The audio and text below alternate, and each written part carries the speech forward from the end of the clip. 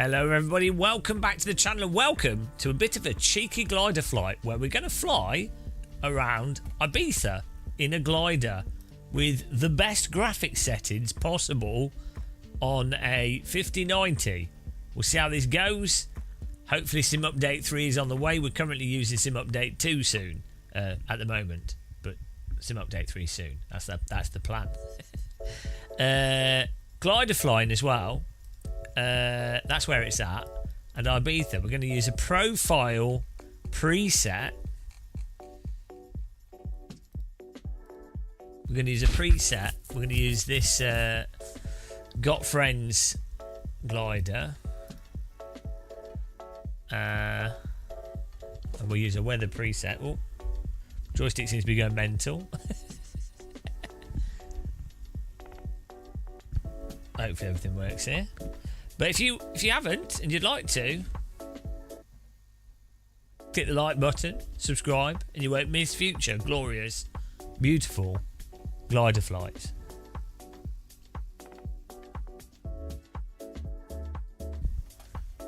Who doesn't love a glider flight?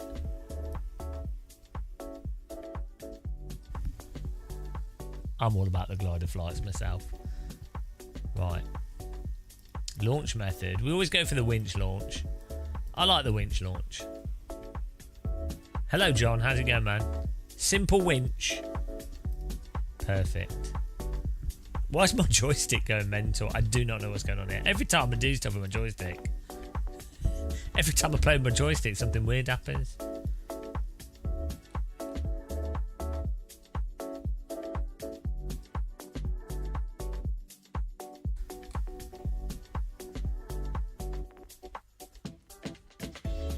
We're going to put it on. We've got our custom weather here. There we go. Perfect. We still have a glider weather on. We'll have it in the evening. Oh, well done, John. Here we go. Look, we've got some nice clouds here. Should be able to make it around the whole island.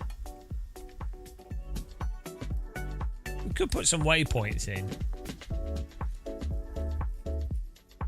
Tends to mess up when we do waypoints. We're just going to follow the coastline around the whole thing. Let's do it. We're going to do a full circle.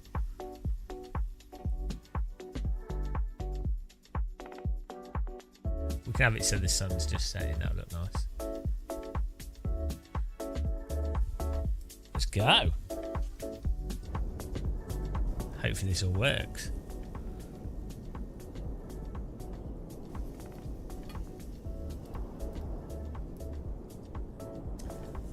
You can glide in rain, yeah.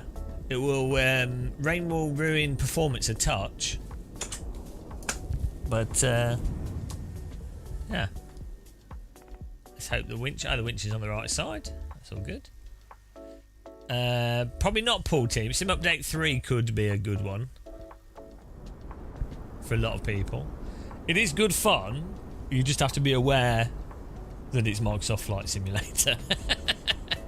Hello, Parker Burris. How's it going, man? Look at this. Right. Hopefully everything's all working properly. We've had some weird problems with this. Brake. That's working. Flaps are working. What else do we need? Landing gear. That's there.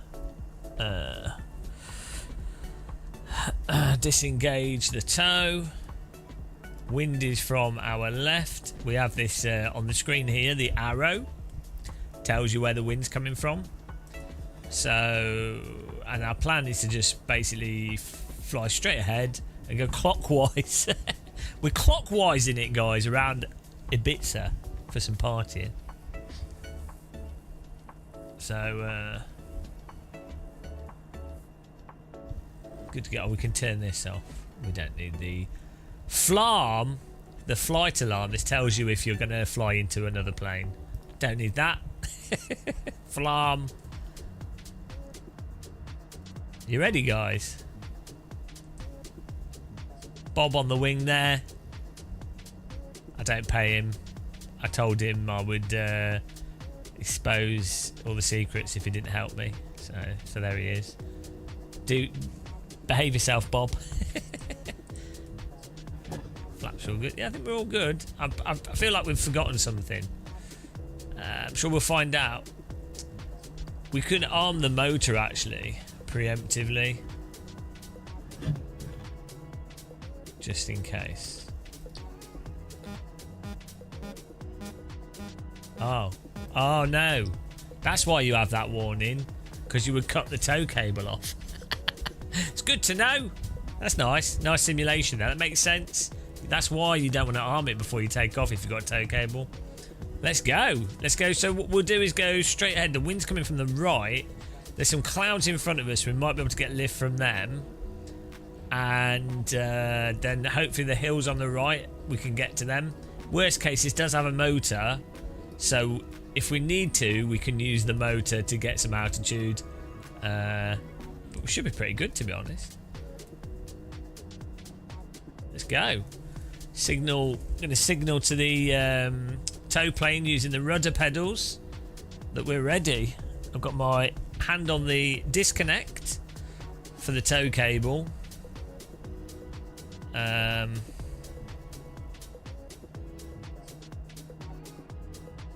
So we can just disconnect straight away, which you have to do. Towing's a bit weird in this. Yeah, I don't know why on the ground the string seems to behave a bit weirdly. Unless... Yeah, no, I don't know. I really don't know why it does that. Right, here we go.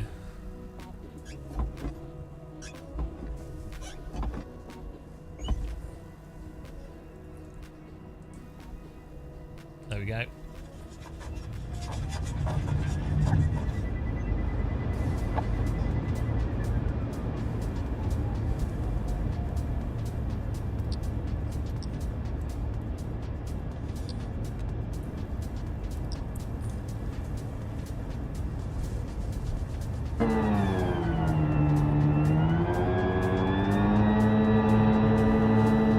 Gear up.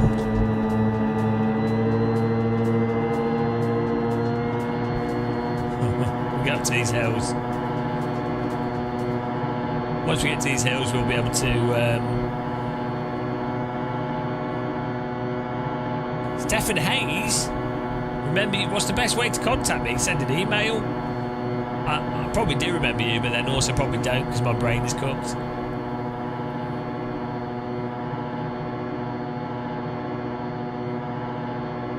I know, imagine having to use thrust. We paid for a motor. Add an extra £20,000 onto this glider, so you might as well use it. In pure.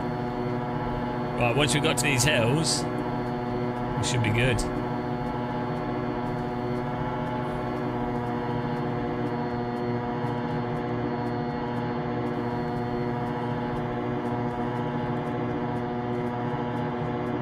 Yeah, a lot of gliders do have motors now. Just for getting up to altitude and our motor's overheating. That'll do. Just for getting up to altitude and making sure that you don't have to land out, which means landing in a field and then having to get picked up. Here we go. Beautiful. Still, probably won't get much lift off these hills.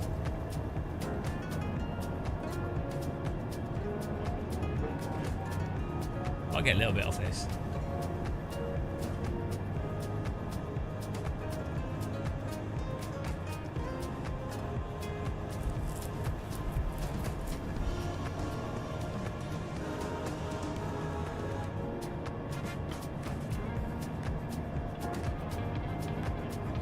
Let's go to this one.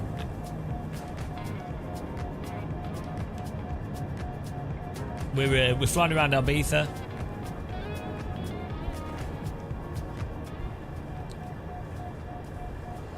Yeah, a lot of modern gliders have electric motors on them, even power motors. Like you can even take off.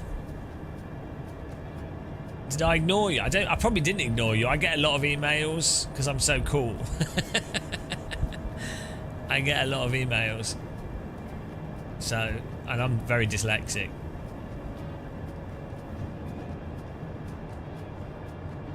it's also possible stuff gets spam filtered as well. Happens quite a lot. Even when people are trying to send me money.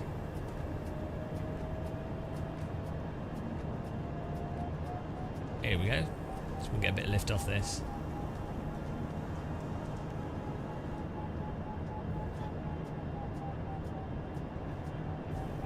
Yeah, so gliders are actually weirdly similar to jet planes, counterintuitively. There's actually gliders with jets on them. Do I want to ride in a helicopter? Whoa! Yeah, sure.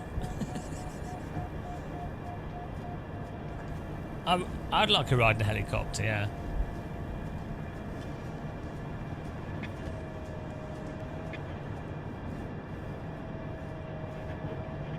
I'll get too excited though. That's the problem.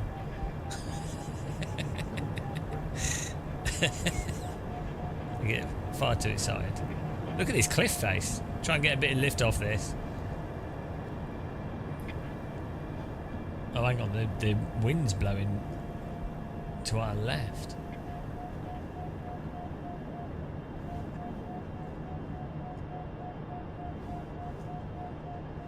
Okay. I'm dumb. I'm really dumb. Might have to use that motor again here. We need to be on this side. Let's get it sorted from Headcorn. Where's Headcorn? I mean, it'd be awesome to do a video. I haven't got any money, by the way, just so you know. just so you know, I would just be a burden. It would be pure burden.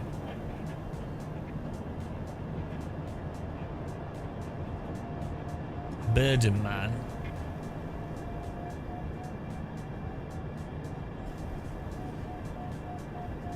Am I legally allowed to make a YouTube video? How one of my viewers tried to throw me out of a helicopter.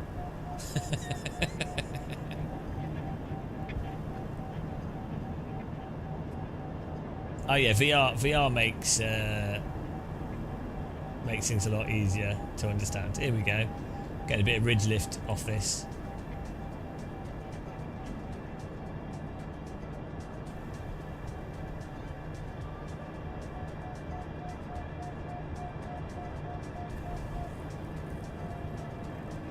Memphis, Tennessee. Well, we might be in America. I really want to get to the States, ideally when things have changed a bit politically. I always wanted to walk. Hello, MMK. I always wanted to walk the Oregon Trail, the whole thing. Not the Oregon Trail. What's it called? The Appalachian Trail. Why did you say Oregon Trail? That's a game. Sadly, we died of dysentery. Yeah, I think I can manage like a day of that, and then I'll be like, oh, I'm bored of this now. But who knows? I'd quite like to travel America a bit at some point. You literally cried. Was that because the engine turned off?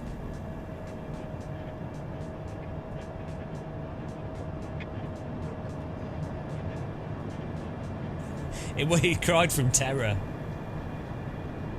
Are the flying side choppers for Flight Sim good? So the only choppers I've played that were really good were in DCS and I think, was it X-Plane? Everyone says X-Plane has good helicopters. Right, we're just going to go for this because we're not getting much lift off it. Yeah, everyone says X-Plane has great helicopters, but I think I flew one years ago. Not the recent X-Plane though. Yeah. Yeah, no, I'm a big fan of helicopters. They make sense to me. They've always just seemed very natural to me. Oh yeah, no, I've flown the flying side, the Bell 47. That was like the best. That was the first mod helicopter for Flight Sim that was good. Yeah, as you say, with their own physics, it's quite good. Still a little bit. It's game of muscle. GamerMuscleJames@gmail.com. Thank you, appreciate it. I'll be too excited though. I get too excited. I really hate being excited. It stresses me out. It stresses me out. I have to keep things on the straight and narrow. It doesn't give you RSI. It shouldn't do. No, it's very gentle, the force feedback on this.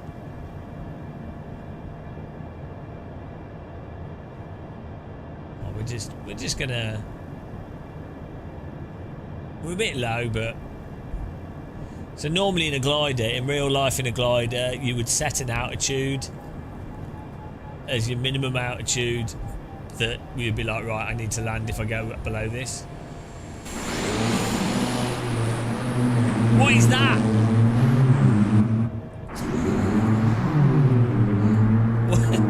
Whatever that is broken. Bloody hell. Are you in a glider? Why is it giving a generic model? Yeah, we're using the Moser AB9. What was I saying? I forgot what I was saying. I was distracted by the crazy plane noise. Oh yeah, you'd normally have a minimum altitude for gliding, and then if you go under that, well, there's no way we're making it around this because this will have sink on the other side of this hill. Well, let's do some silliness. Let's flop down here. Let's see what we can get away with here. We might just be able to make it to that hillside, and then the wind should be hitting the side of that hill, so we might be able to do this without using the motor.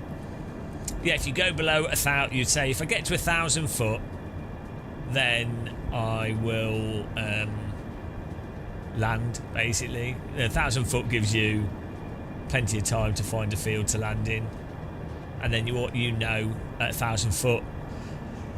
Well, you're in a glider, you're always looking to see where you could possibly land, or you're very aware of what you could reach to land at all times, which is a good thing to do, actually. Like, I think pilots in light aircraft should do that, to be honest. I think helicopter pilots do. Like, you should always know if everything was to turn off and you had to land, you already know in advance. So if everything went to shit, you're not thinking, you'd just be like, oh, yeah, okay. So it's probably a really good thing to do, generally speaking. Right, hopefully we get lift off this. We're super low now. Hello, OSW Sim Sports.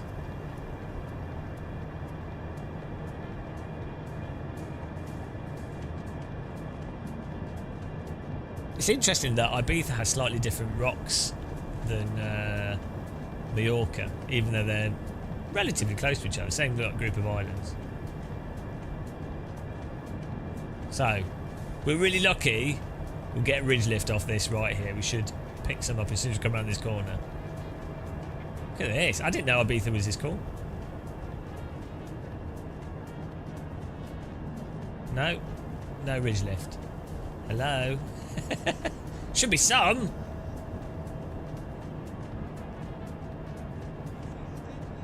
Nothing. We're probably too low. Okay. This is very dangerous. We're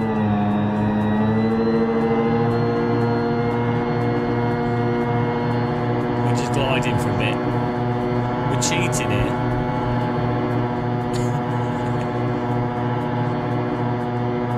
I guess the wind is actually in front of us, so this has been an absolute failure in terms of gliding.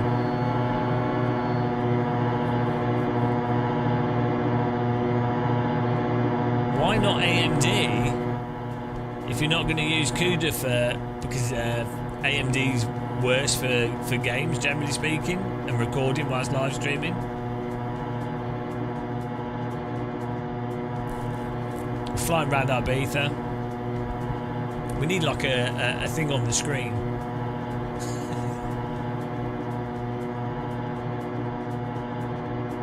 Oh yeah, come to think of it, yeah, we should probably get a lift round this corner.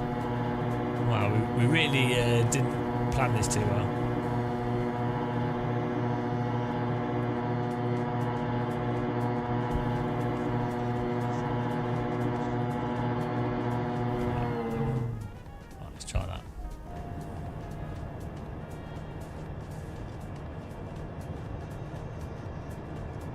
I think the AMD graphics cards are pretty good for value for money in the mid-end space. But if you're less price sensitive, then Nvidia's a better option. And like I this is for work for me. Like as I do full-time YouTube and live streaming. So here we go, insta lift.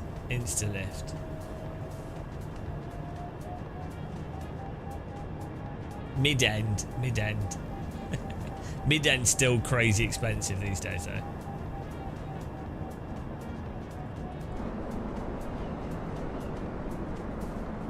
This is nice.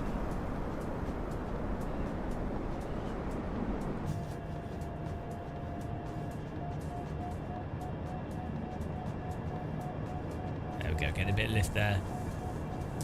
How many times? We need a counter on the screen for how many times we get asked the questions when you glide, where you're gliding, what's that beeping noise, gliders are lame. what are they? There's the same 10 questions. Jack, thank you very much for subscribing, appreciate that. Appreciate the sub there. It's always tea time. Ideally, you see this,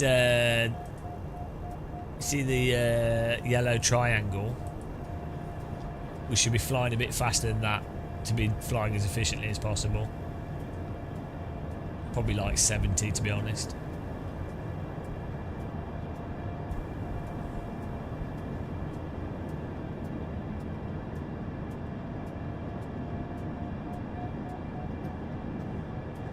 You should get in a, whoever that is, you should get in a glider. Follow us in a glider. Hello, Counter Debate. Everyone should be in a glider. Yeah, Flight Sim X doesn't have very good physics. Unfortunately. Apparently in Sim Update 3 they're going to add... they're improving glider physics. I'm not sure if that means probably the glider launches are a bit messed up at the moment. Yeah, Flight Sim X has got good missions. From missions, it's just a bit rubbish to fly. X-Plane's a lot better. This is a lot better. It's quite a substantial upgrade. Flight Sim 2020 and 24 is quite a physics upgrade.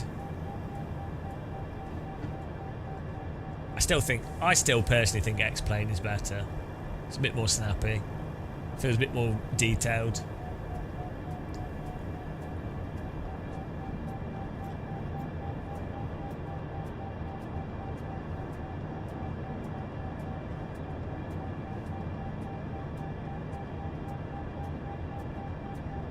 How you are not streaming LMU? Having a break from it. I was playing some race from earlier. Well, so I managed to get an ear infection a few days back, so that's why we haven't been streaming the last few days. Thanks, Stefan. I'm looking forward to being pushed out of a helicopter. That'd be awesome though if we can work something out. Yeah, no, I got an ear infection. Taking spraying antibiotics in it, so I think it's getting better. But it sucks pretty bad. Awesome, thanks, Stefan. I know, I'm alright. I'm not that bad. It's just an ear infection. Just meant that I was a bit dizzy. I really did not feel like streaming.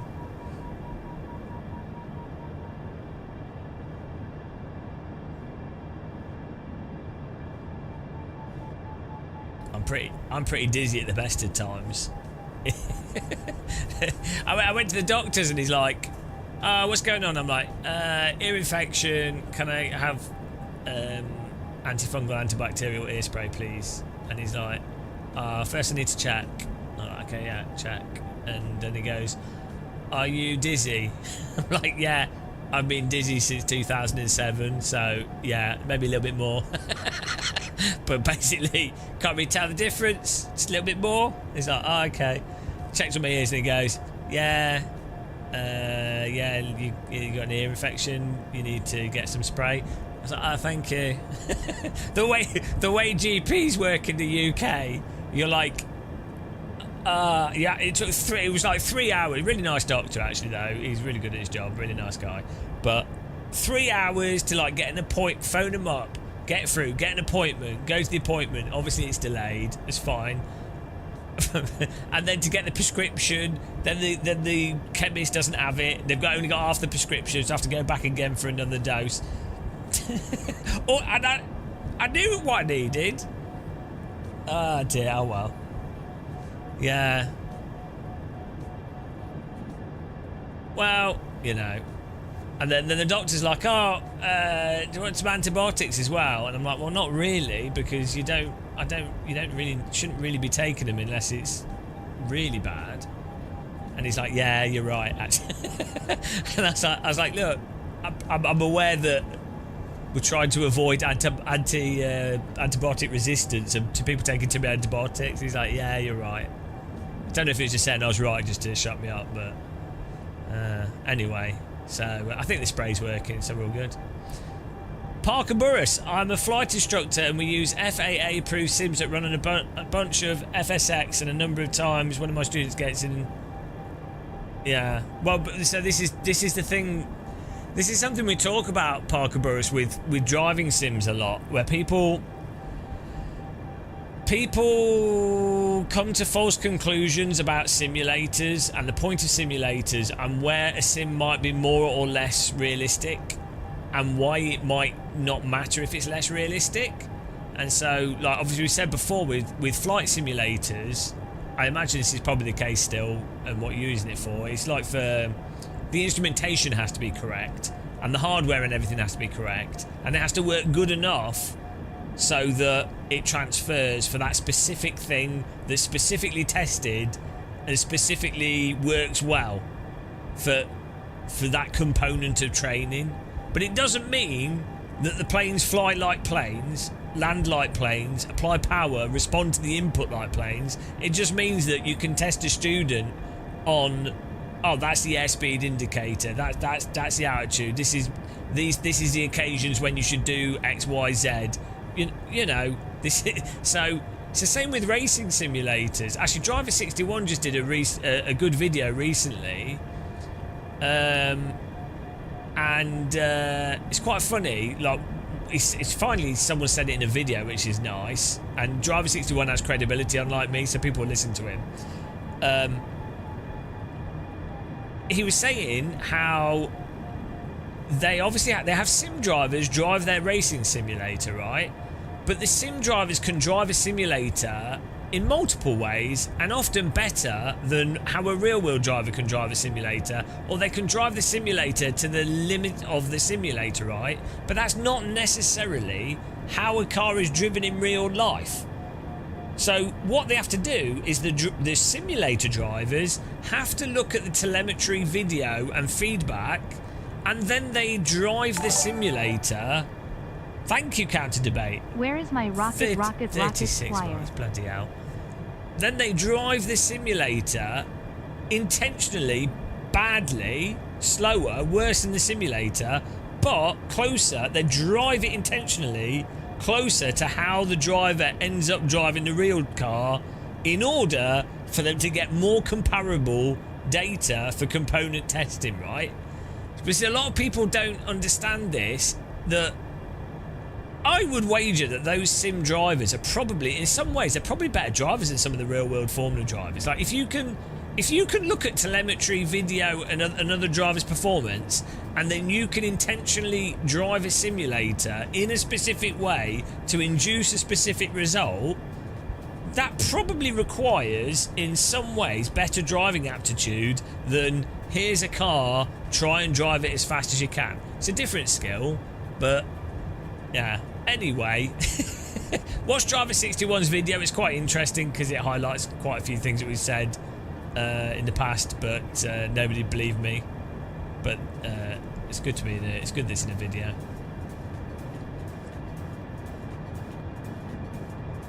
But yeah, it's interesting with flight sims. It's all about procedures, Stefan. Yeah.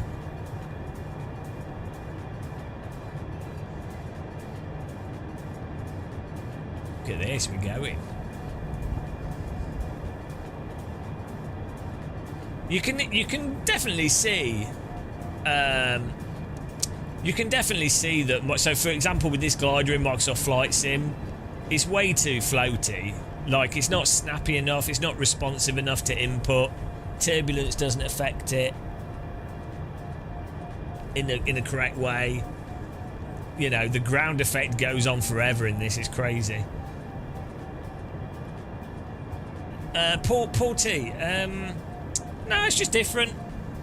It's probably one of the most intensive things you can do, because you're at a. I just stuck my head through the ceiling.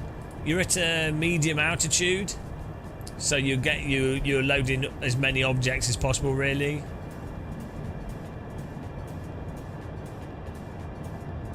Yeah, probably dead pixels. Oh well.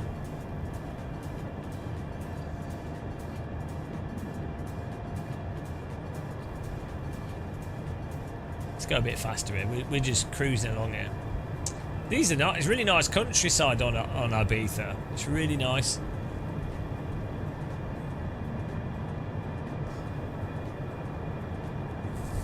Yeah, I've seen some super janky simulators in sometimes you have them in airfields wherever they do like flight instruction, and some of them are so bad, but they're good enough to pass the threshold for instrument rating. But they would genuinely be worse than a lot of people's home simulators. It's quite funny. It's like actually, you know the driving simulators you have at the DVLA, how terrible they are. But that's not the point, is it? They're like, people can learn how to change gear. They can learn where a clutch is. They can learn how, you know, how much to accelerate, how to hold the accelerator at a fixed speed, all that kind of stuff.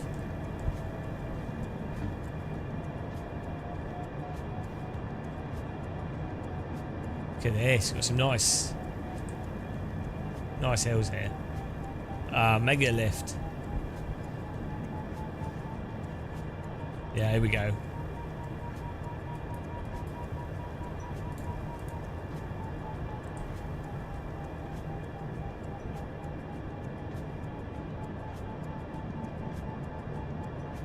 We go a bit faster here. So this is quite a modern, it's quite an expensive modern glider. High performance glider, they call them. I mean, it's a bit fancy. We should try and get a mod of like a really crappy glider. But this glider will have like 51 to 1 glide ratio, something mental, maybe like 47 to 1. Whereas the crappy older gliders might be like 35 to 1, 30 to 1. These are mental because so the way the wings flex and how like just the whole design of them is always allows it to be like super optimal for lift through different ranges of speed.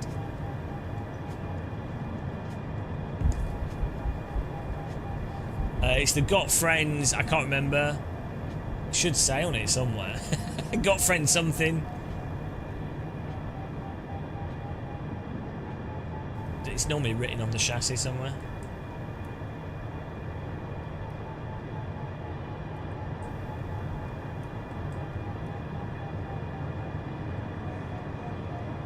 Like normally like Formula 1 cars written on the plate.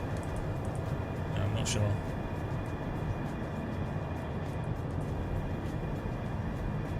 Discus 2C, is it?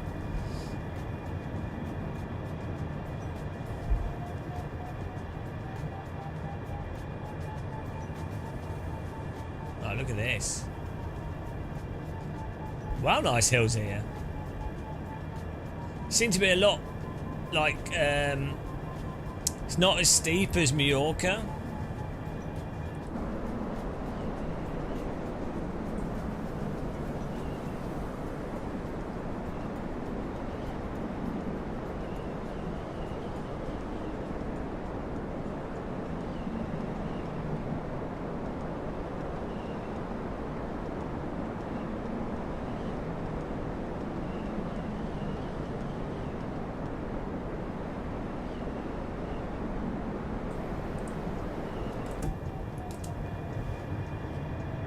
Yeah, it's not as. I mean, it's steeper than Mallorca, but they're not as tall.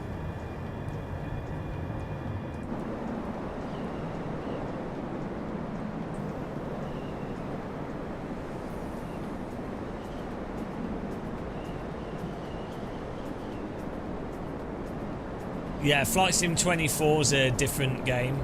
They're still updating Flight Sim 2020. Yeah, 24 is basically an entirely different game built after.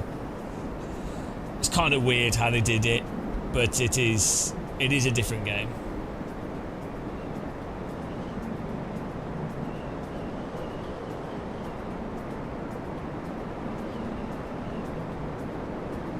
It looks well nice.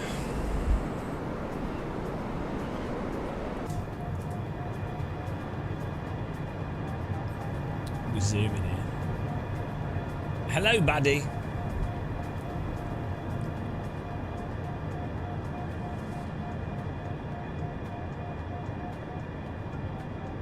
So at the moment we're just getting the wind's blowing off the sea on our left. So we're just getting lift from the wind hits these hillsides and then goes over the terrain and then goes up in the air.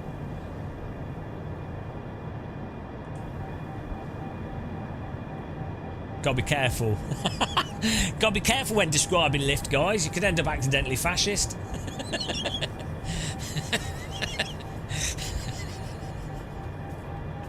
Yeah, the lift, it goes over the hill. There you go. We'll have to do a finger.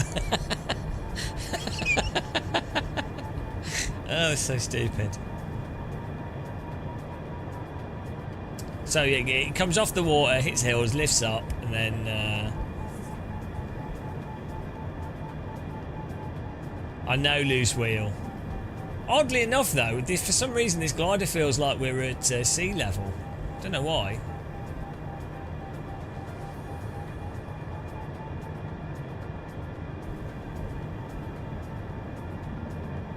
Yeah, these got friends gliders are awesome. This one works quite well with the force feedback as well. The one they just released, which is even more fancy glider, it doesn't seem to put out very good force feedback. I've messaged the developers so they know. They've just updated it actually last week, but I've not tried the update.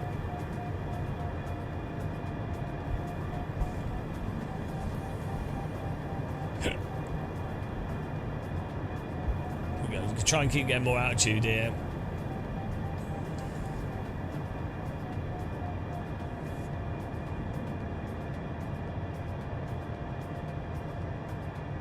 Yeah, it's nice. They've done a good job. I mean, it seemed a lot better than the Microsoft ones, and the features are nice. The cockpit looks great.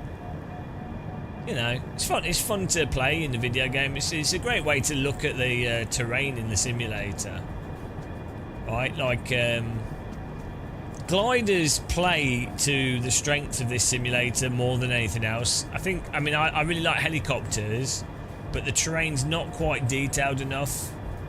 Especially when you're in cities, like when you get down to sort of under 100 meters, well, under 500 foot, it's like you really notice it. But in a glider, you tend to be above 1,000 foot, so you're actually at the perfect height to really be able to appreciate the graphics. I mean, this is just a random. This location hasn't been updated either for a long time. Look at this. So this is Ibiza, the north coast. It'd be quite nice to come out here. It's only really the city that has all the crazy stuff going on in it. A lot of people don't realise there's a lot of really nice countryside in Ibiza. Yeah, well, engines are just noisy as well. It's quite nice to be able to hear the wind, and then a glider's flying at a speed it's fast enough that you can take everything in and really enjoy it. Hello, George, it's past your bedtime. It's fast enough that you can not get bored, because I mean, you can be going at like 100, 120 knots, so 100, let's say 120 miles an hour, You know, so. But you can also tell that's a good speed at the altitude to be able to take in details.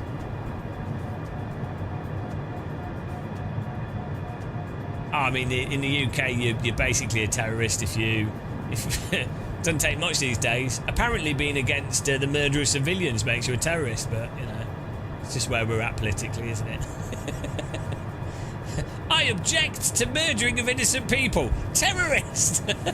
What? I don't think we should drop bombs on people that are unarmed. Terrorist! Welcome to Britain in 2025. I think we should protect vulnerable people. Terrorist! Oh.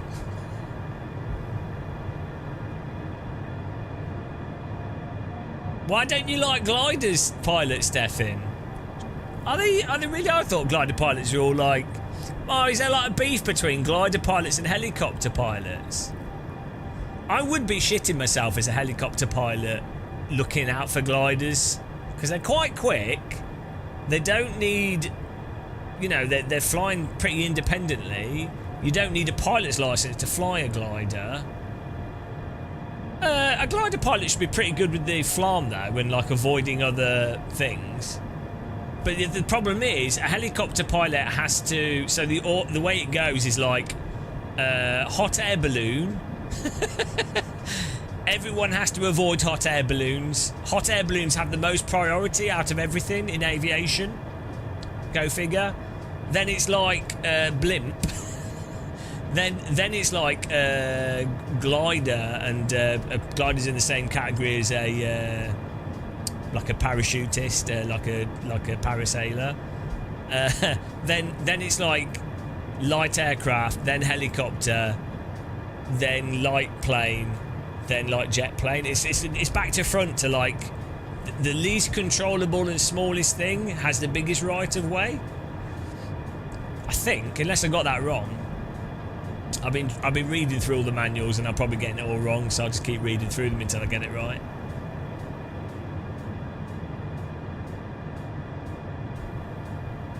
It's just funny that a hot air balloon... I mean, the thing is, a hot air balloon can't really move, can it? like a hot air balloon's kind of hostage to wherever the wind blows it. I mean, it can go up and down, and it can go up and down quite quickly. Our plane and heli's the same, right? That makes sense. Do you fly commercially, Stefan? I was watching helicopter pilots drop off passengers at F1 in Silverstone, and that looked amazing. So basically, you have a lot of rich people that go to Formula One, and they have a helicopter car park, and the helicopters just come in. Like 4 or 5 at a time, and then they park them. So you have a line of helicopters, and they park them like then they drop off all the passengers, and then they go, right, time to leave, and then the helicopters take off one by one, like all in order, like an air show. It's insane. It's like the most insane procedure. Like, they're only like 5 meters apart or 10 meters apart. It's so crazy. Like, you don't have anything else like that with planes and things. I mean, maybe like there's that air show, but I mean, you know, they're taking in turns to take off the runway. They're not like, right, it's not helicopters. Helicopters are crazy. But yeah, if you Google helicopter dropping off passengers to Silverstone F1, it's a really good video. I would be shitting it as a pilot, like in that type of situation. That would be... I mean, maybe you get used to it, but I would... I think I'd be having a panic attack.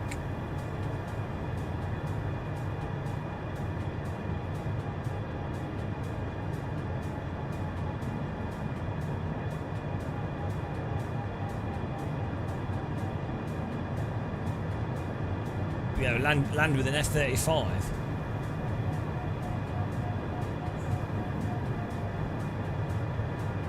They do have Uber helis, yeah. Not in the UK, I don't think. But you can get an Uber heli.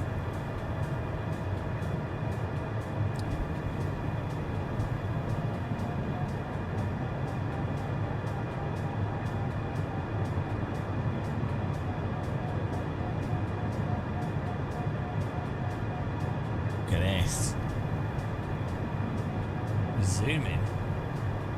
Not too bad to do a lap of this island. We should get thermals under this hill. So the way it works, for those of you that don't know, dirty petrol plane.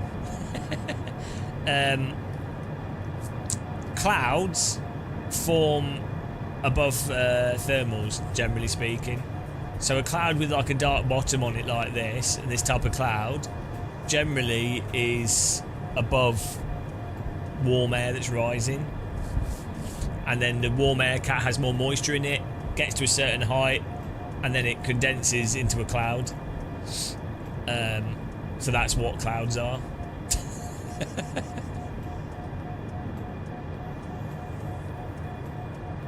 Not all clouds have good thermals under them though, and unfortunately Microsoft Flight Sim doesn't do the so there's a thing where clouds kind of break up, so you can have a cloud that's like creating itself when you be really strong thermals, or like just a good established cloud, but you can also have clouds that are kind of just falling apart because it's dissipated.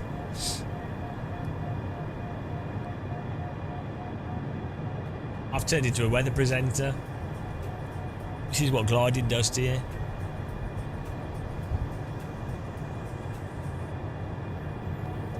Heli fight equals a Moser wheel. I've only got one Moser wheel. Hang on, what's that over there? Is that Mallorca? I thought it was further away. That seems too flat. Or is that the other? What's the other island near Ibiza? Because there's 3 islands, isn't there?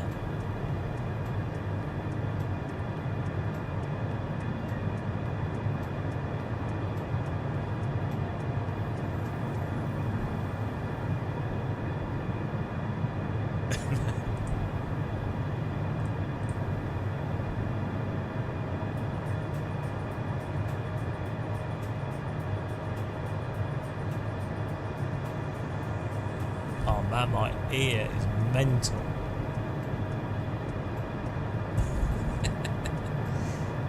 I don't even know how I got an ear infection. It doesn't make any sense. Absolutely ridiculous. Woo! Bit of turbulence there. We zoom in.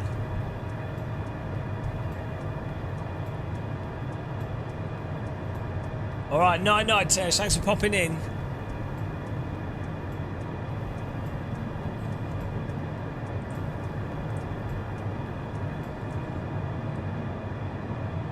Nice little beach down there.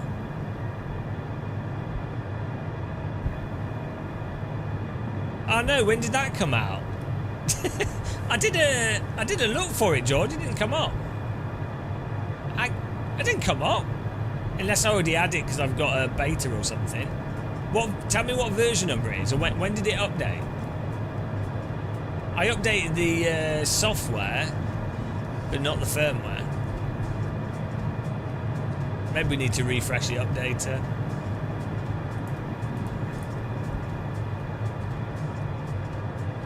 Oh. I'll have a look. Right, when we've done this flight. Woo! Some mega turbulence here. So this is where all the nightclubs and stuff are in the main city. Paul T, it's not. I think it's probably from earbuds rather than headphones. Because over-ear headphones don't really go in your ear.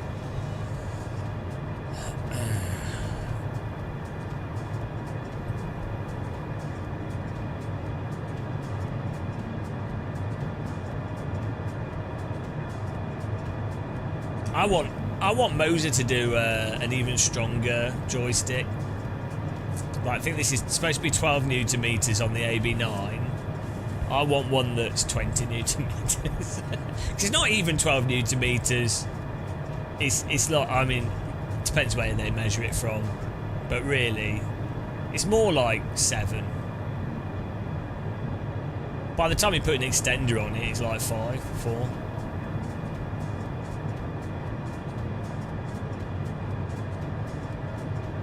Whoa.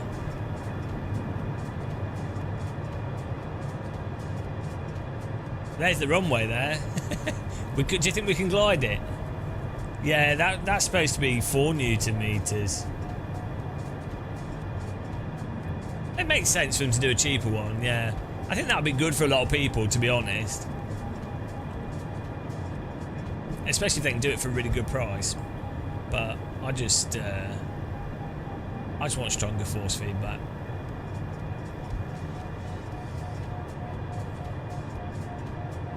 Feel with like a joystick, like you want to with flight sticks, you kind of want to put a fair bit of damper on it, because it's not like driving.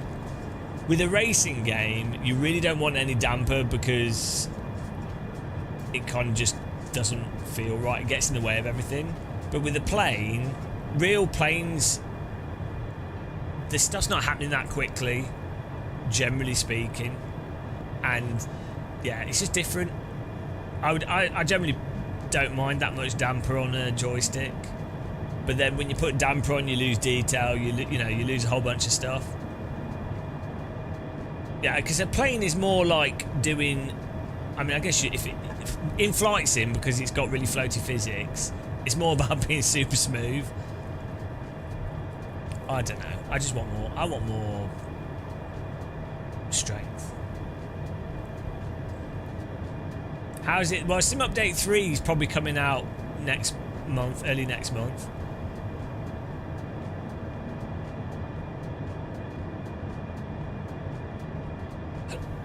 Look at this. We made it around. We used the motor a little bit. That didn't take too long. I think we should. Yeah, we'll just land. We're running out of altitude. We're going to land at a ginormous airfield. Why not?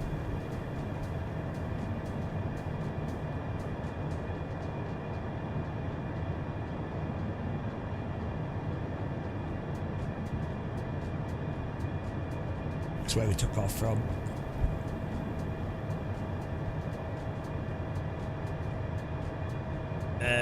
Well, you could. It wouldn't behave the same, Paul, because it picks up physical movement for the input using Hall effect sensors, I believe. So it wouldn't really. I mean, you could have it so it barely moves, but it wouldn't work the same as a load cell based joystick.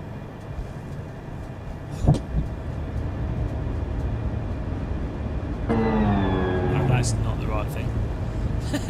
That's the engine. That's the opposite of what I want. Put the gear down, we put the flaps down here.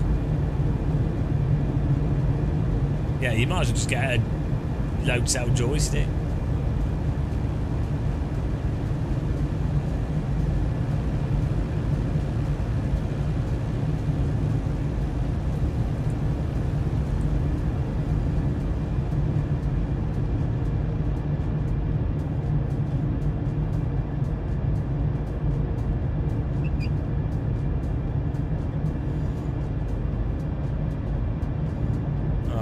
I'd have a ballast button bound. I need a ballast button.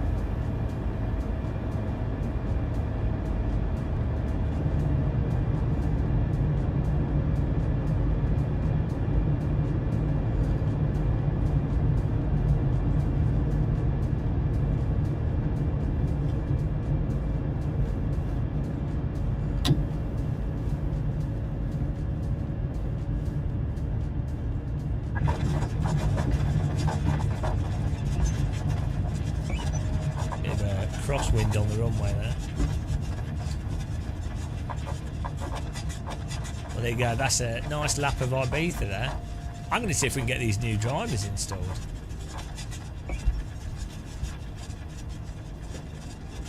Well, it was only a small runway.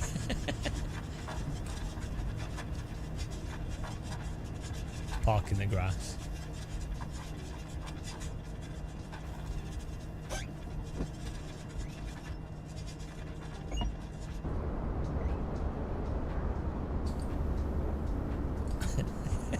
planes can land now. Imagine a passenger jet taking off there. It'd blow my glider off. Whoa! That's a nice little flight. Pretty good. Alright, let's try this update. Is a glider the same as landing a normal plane without engines? Well, yes and no. Not really. It's more like landing a passenger jet with an engine. Weirdly, it's like a back-to-front jet engine. So the way it you can choose how you land a plane. So you can land a plane by like pointing the nose up and down. Or you can land it by holding a trajectory and just decreasing the power, and then the plane will like descend with its nose basically flat, and you stay at the right you stay at a decent airspeed, so it's safe. But so with a jet plane, you decrease and increase the power to go lower and higher basically, without you having to tilt. You're not tilting the nose up and down like crazy. That's why when you're in a passenger jet and you hear when you're coming into the airport, the engines will be going. Also, because jet engines are really delayed, so if you add power to a jet engine, it takes like 10-15 seconds for them to spool up. So everything has to sort of be done preemptively. Although newer jets have all these like management systems on them, they just set the engine to a value and it manages it like it's like traction control for engine power or auto drive.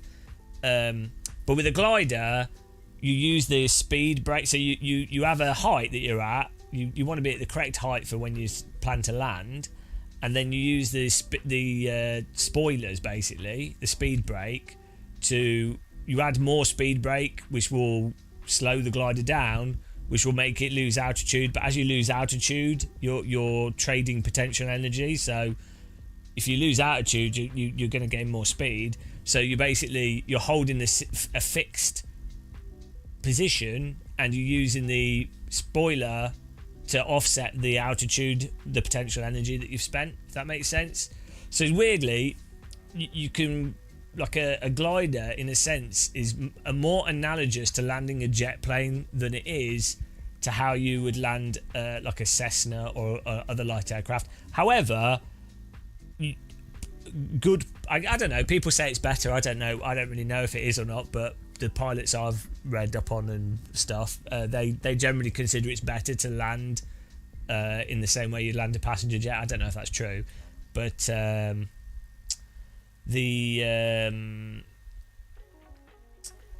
can land a Cessna in a similar way. But it'll have a more aggressive response. It'll be different because of the way you use power and stuff. But yeah, it's yeah. There you go. You just have to watch videos on it. Probably didn't really help explain anything there. Let's try this. So where's this update? Firmware manager. Yeah, well, I mean, helicopters are the best. Yeah, I think we can all agree that. So if I load the firmware manager up, do I need to refresh it? Is it not?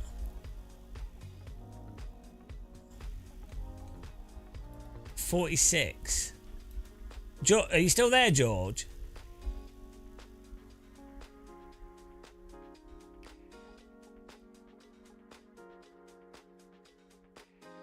It says I don't know what the latest version is because I'm on 1.146.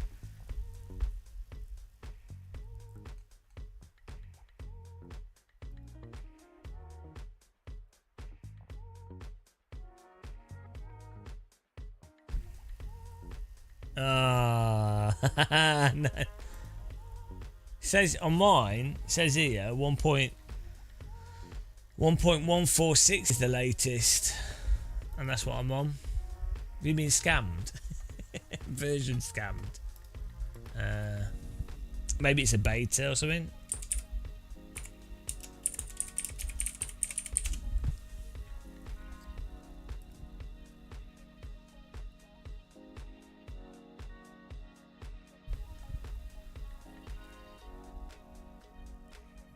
Follow trim.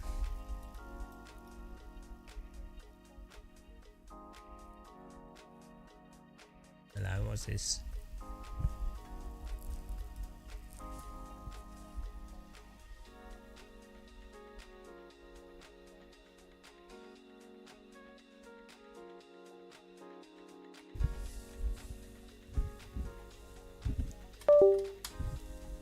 forgot about my tea. This is annoying. If you have the Moser pedal software open, you have to reconnect this multiple times.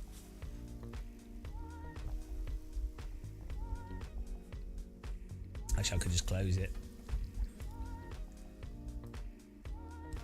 There we go. The software conflicts.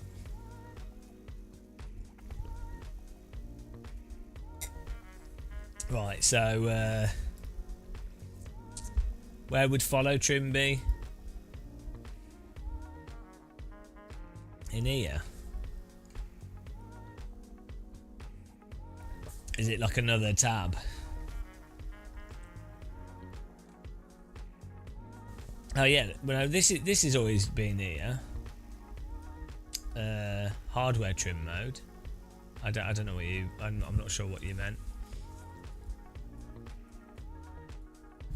Yeah, it feels old. Why can't I get the new one?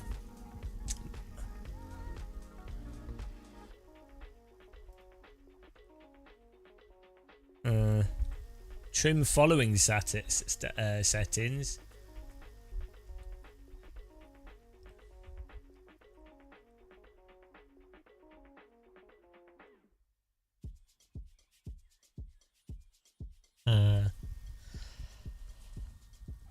Let's check on the website. Oh dear.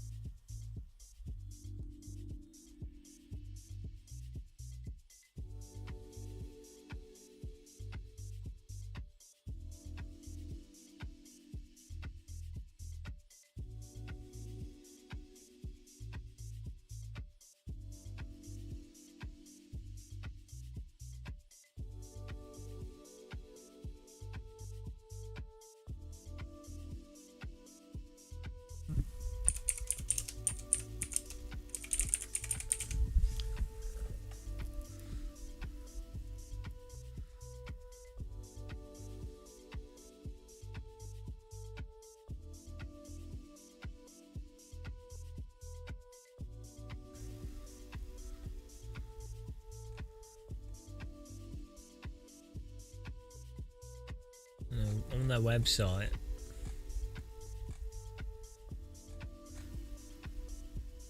You'd have thought you'd have like a driver thing right on their website. Oh, thank you. I enjoyed the adventure. Yeah, but you'd think they would have a thing on the website that.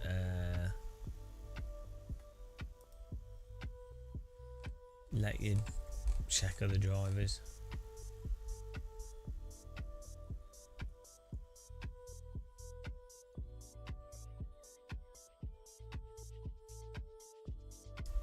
Alright, anyway, let's get back into flight sim. Flug sim. Where should we go to next?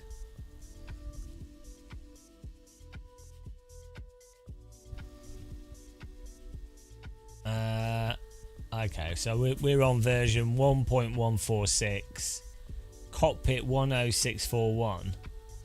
How do you know which version of Moser cockpit you've got?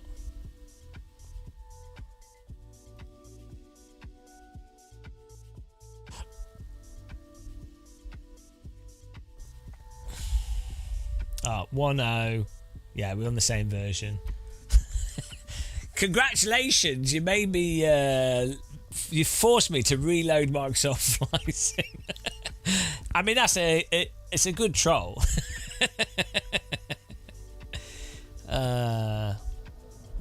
Where should we go to next? We did Ibiza. Where can we fly around now? We can. Well, the thing is, I do like watching the load bar of this sim. I think it is probably one of the main reasons to play Flight Sim. One of the top reasons for Flight Sim is watching it load. Yeah, I think you kind of need VR for helicopters. So much of flying a helicopter is looking around in the direction that you're going. It's like driving a car. You're looking at where you not where you're pointing in the nose, but where the direction where you want to go. That makes sense.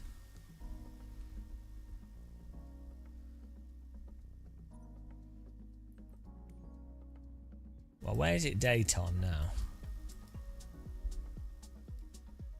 Iceland's not very good for... Whoa, I've spun the earth. Gimbal locked the earth there. Everyone's falling into space. Whoa, no, gamer muscles ruined it for everyone. Woo! Off they fly off. Because that's how gravity works. You wouldn't notice, would you? I guess you might do. Look at this. Bloody hell.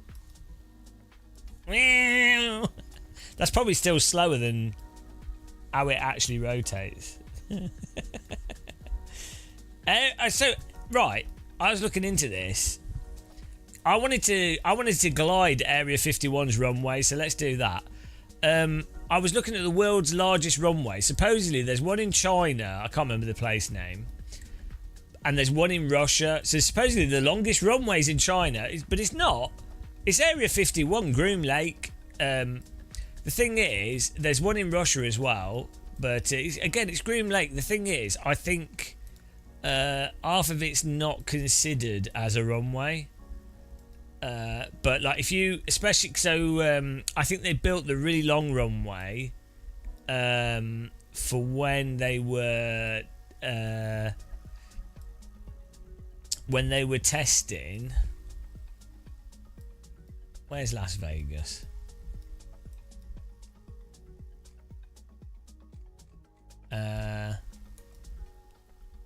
Yeah, when they were testing the U-2 spy plane, I think that's when they built the really long runway. Where's Las Vegas?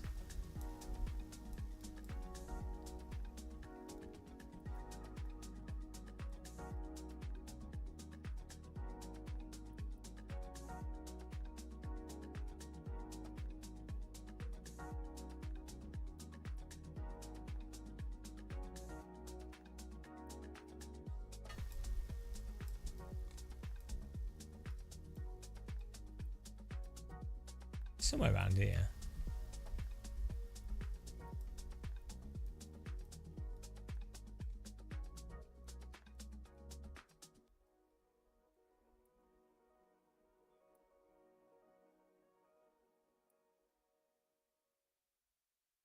What's this?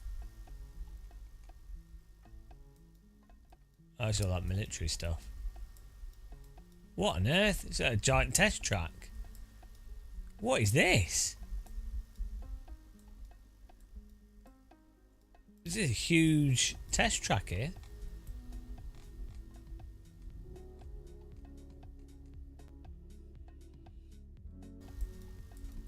This is for military vehicles, because this all looks like military style storage. Because they it's very strange.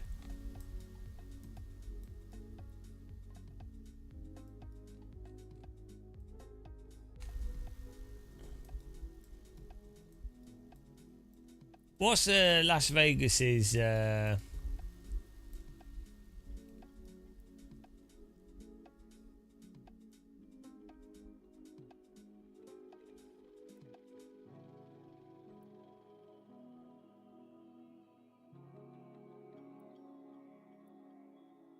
oh, here we go.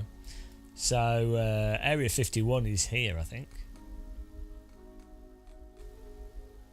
No, hang on. Las Vegas is here. It's to the north. Where's the lake? Here.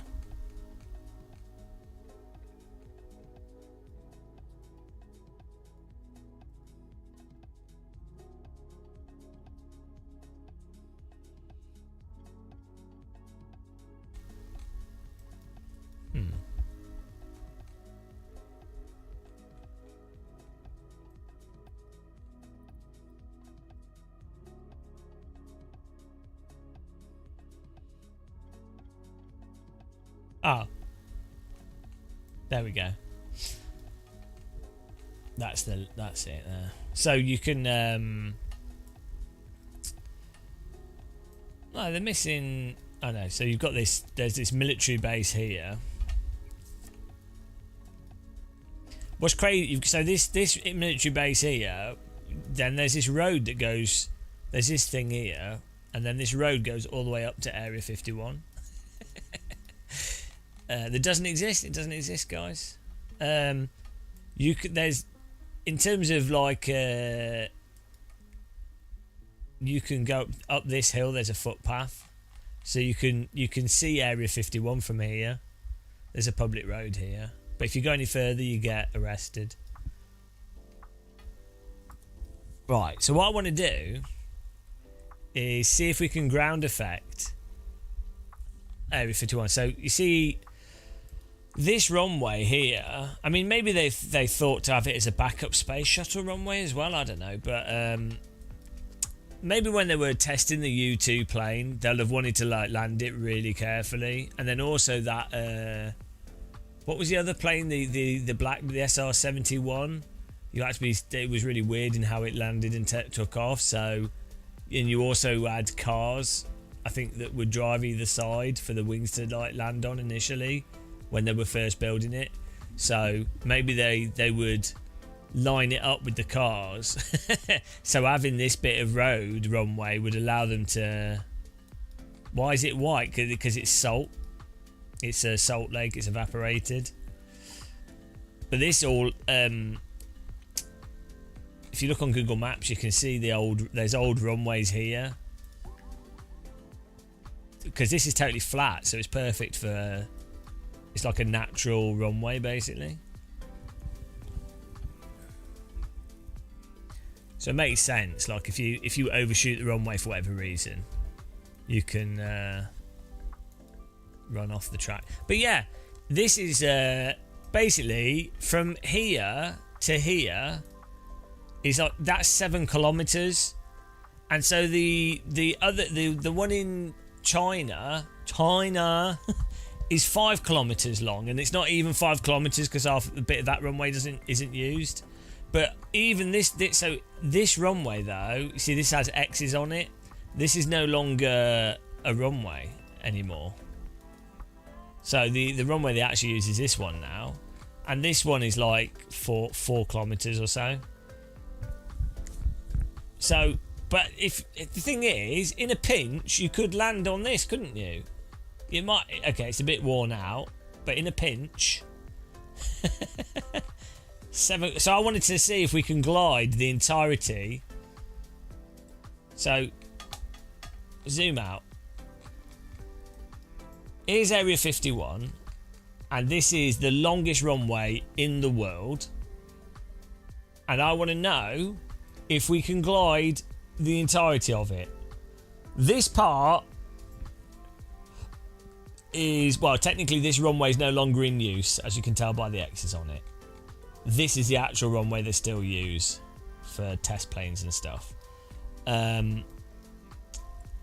But I want to see if we can glide all 7 kilometers of the old runway, which is what I think they used to take off and test land the U2 spy planes and stuff back in the 50s and what have you. So that's what I want to do. We're going to try this. I mean, the runway just turns into road here. Look at that. How much runway did they need? Like, technically, it's 10 kilometers. They really were not optimistic. Or maybe they were thinking they could land a space shuttle here if you needed to. But we're going to do it. We're going to try and do the entirety, ground effect, the entirety of Area 51 runway. Let's go. We'll start. We'll take off here. And we're going to use the Discus 2C. My got friends, and we'll go for a ground launch.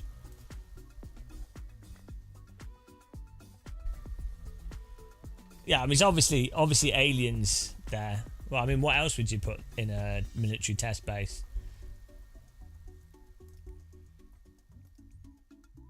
Winch launch. That's the way to go.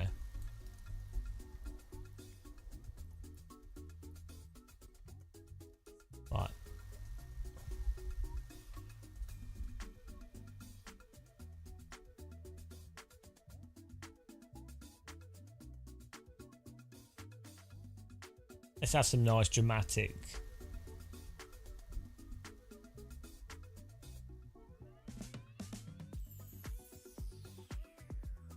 Nice lighting. Here we go.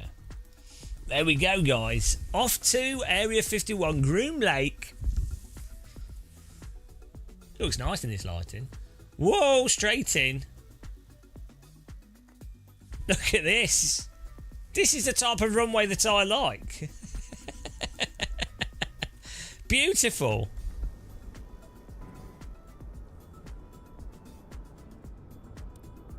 This guy's got a long way to walk. If he wants to get back to the airfield, he's got like 4 mile walk and he hasn't brought a car. I hope he's got sun cream. Right, let's turn off the flam. Let's make sure flaps are good. Yeah, we're good. And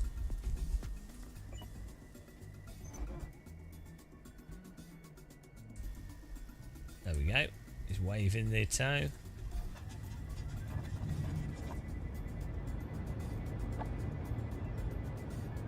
Right, so we're going to need to get some altitude. So I'm going to arm the motor because the runway is on our left.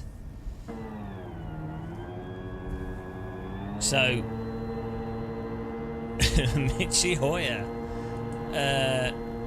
There's Area 51. That's where they keep all the aliens, obviously. Or landing gear up. Always forget that.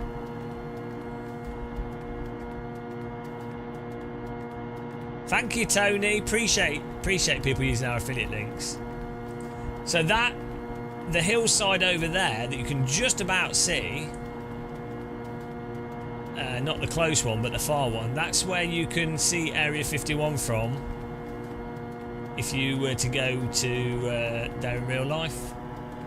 I wouldn't recommend it as a tourist. I mean, if you're American, it's probably alright, but as a non-American national, I probably wouldn't go visiting air bases, to be honest.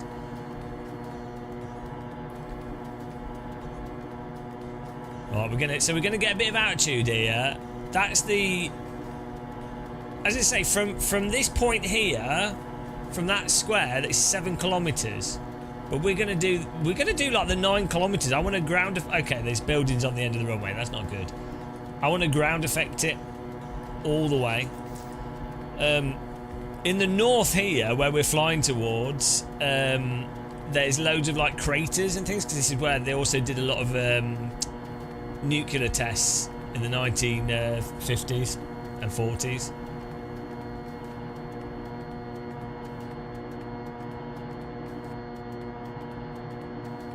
Well, there are some military bases in America you can visit as a tourist, like they specifically open them to tourists. But like, as a general rule, I wouldn't even go to them generally.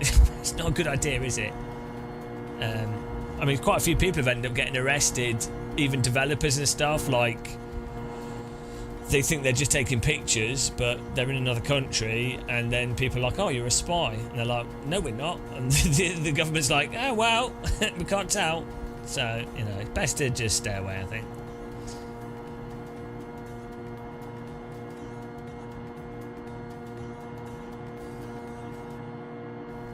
Look at this. It's amazing how this is in like a. So look at the base there. Yeah, it's happened quite a few times. And then you've got the classic DCS developer thing where they accidentally release secrets. It's another pretty stupid thing to do. Ah, okay, nice one, Ryan.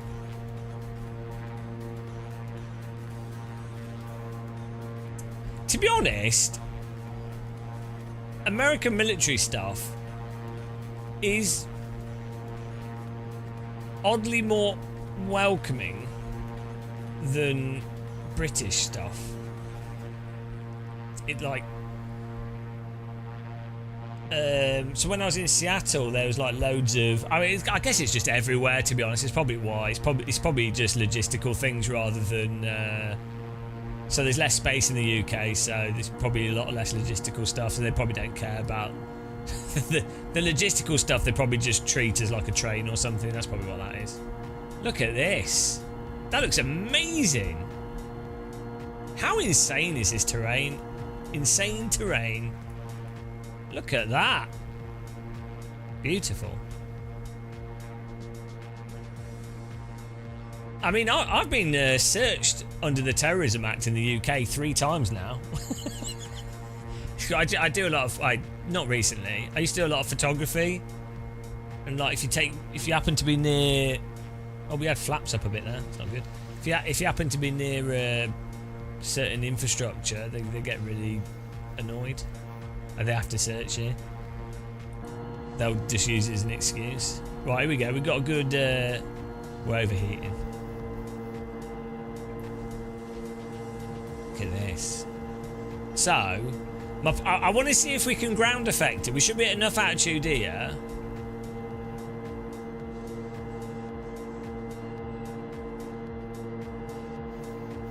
So, basically the runway, I think the runway technically starts there. Like, you can see where it's like worn out a bit. That would have been the runway at some point, but we're going to have to skip over those buildings that have been put there. There's Area 51 to the right a little bit. So my plan, I want to do the whole runway on ground effect. 9 kilometers. We can do this. We can do this. But should we do the small runway first? No, we're going straight in. We're going to do straight in for the big runway. This is the ultimate test. They will think I'm an alien if we pull this off. So I think this is enough altitude for it to work. I think it's enough altitude.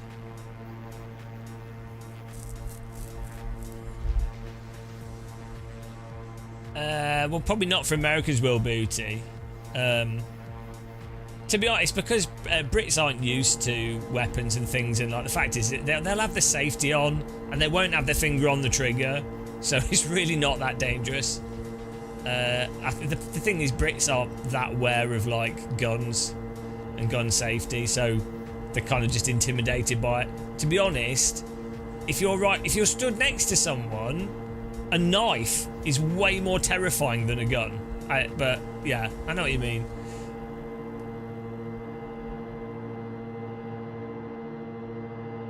Right, let's try and do this, guys. Groom Lake Bonanza, ground effect Bonanza. Okay, engine off. Here we go. We're just going to go maximum speed. Hopefully not too fast because we don't want the glider to collapse. So, full speed it. Oh, we're getting very close to maximum speed. I know we should be okay. Oh, God. Getting a bit close. Overspeed. It's fine, it's fine. We're below the red line. There we go, here we go. Ground effect.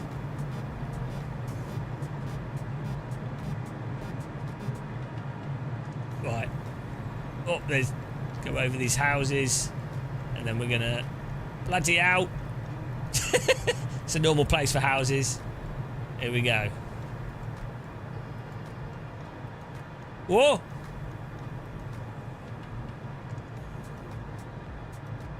I think we might have this.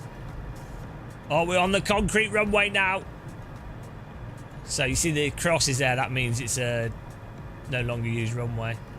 Still got 100 knots.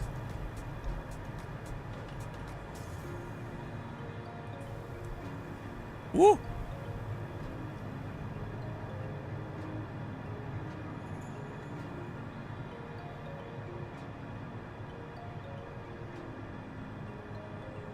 Come on.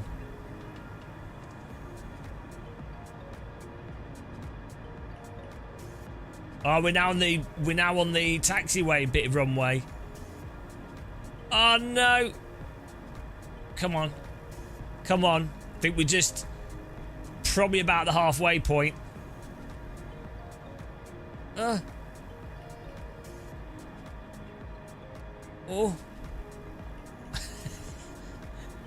Might need a VR headset for this. Oh, there's the taxiway for the actual in-use runway.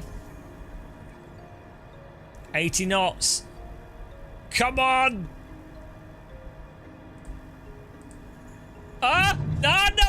ground. Still good. Still good. The wing wheels hit the ground there. We're still good. We're still good. I wanted to look at Area 51. Clearly they fired a beam at me. 70 knots. Oh, we're making it, guys. We're making it. We touched the ground. We need to do it perfectly, don't we? That's it. That is. You can ground effect the the world's longest runway. 10 kilometers. We're going forever. We didn't have anything to worry about here. The ground effect in Microsoft Flight Sim is a little bit overdone.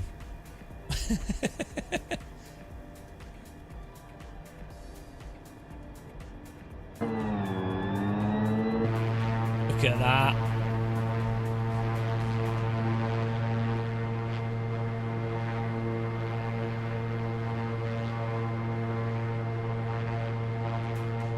That is how it's done, guys.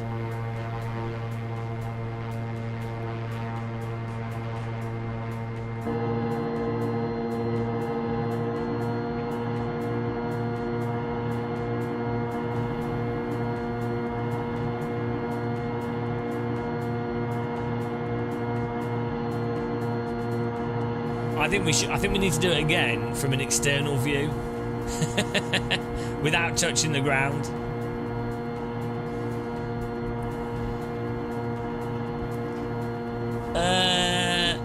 I don't think it's longer than this, Tony. This space shuttle. Well, we can try. Okay, there's one in Cape Canaveral. Where's a space shuttle landing site?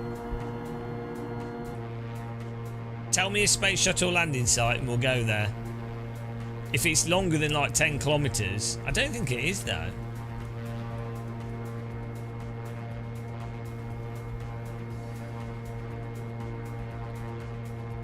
That's where they launch the rockets.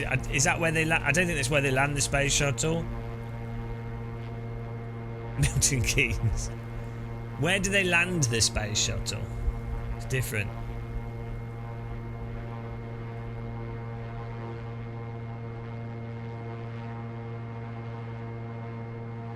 Look at that.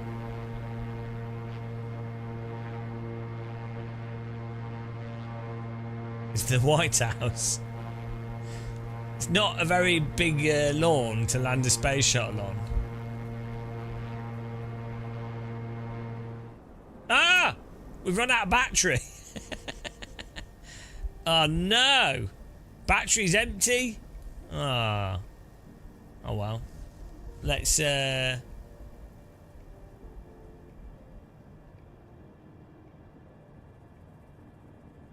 We'll land on the main runway.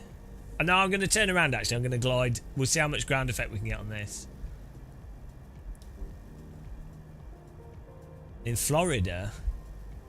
Edwards Air Force Base. Okay, the chat's giving a lot of mixed messages here, guys.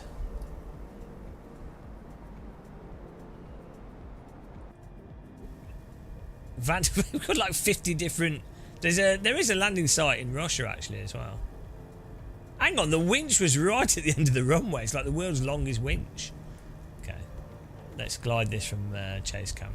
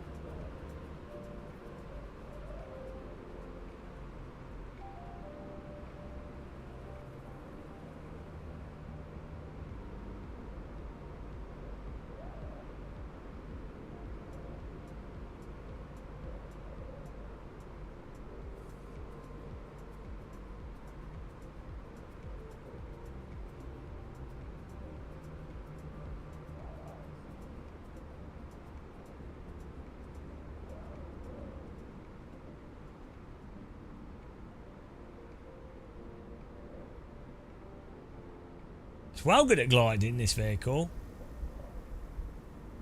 Maybe they should call it something like a floaty McFloatyton.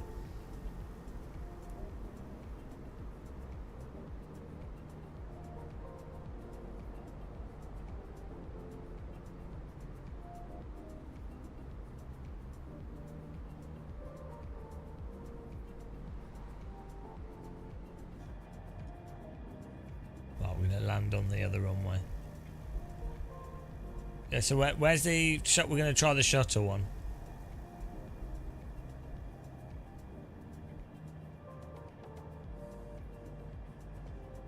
Here we go, we're going to land on this.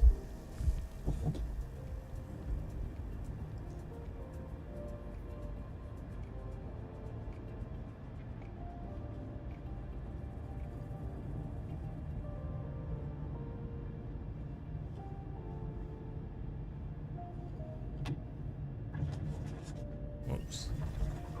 Boing, boing, boing.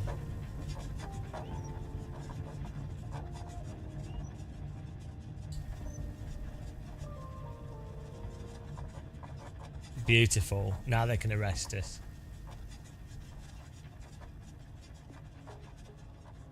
You think Kennedy Space Center has a longer runway? I don't think it does, because the Area 51 runway... The pace car is out of control! Is 10 kilometers. Which is like, what, 7 miles? No, they've not built a 7-mile runway for the space shuttle, have they? Right. Honk.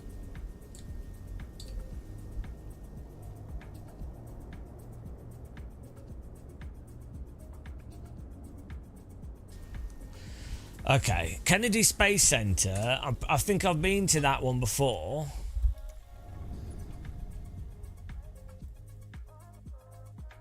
And it's not that big. It's in Florida. Kennedy Space Center's here. It's near Daytona. Here we go. This is the one. This one. There you go. NASA shuttle landing facility. So this is just a backup runway.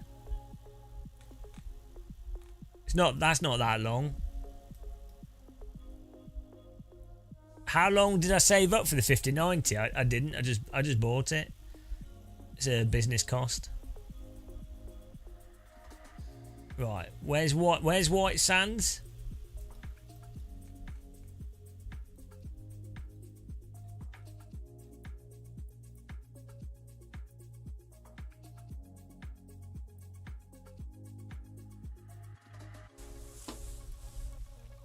I don't. Cut in the grey, yeah, so my pocket money took 40 years.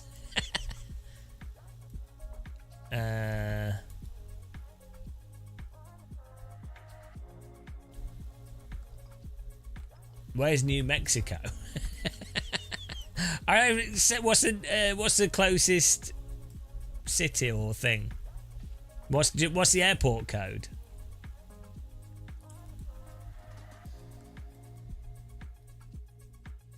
I mean, we could try and do a loop of this test track that we found. Oh, we've lost it now. There was a mental test track. It's not the Chevy test track, I think. Or was it? No, I've lost this now.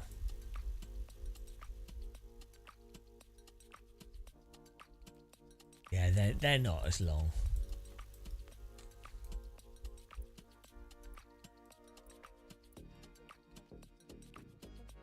Oh, where was that test track?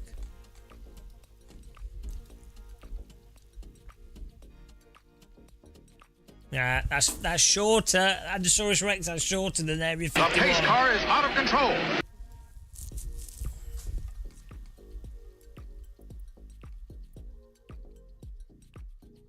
What is this Roger's Roost? Oh, I've lost it. We found a mental test track in the desert.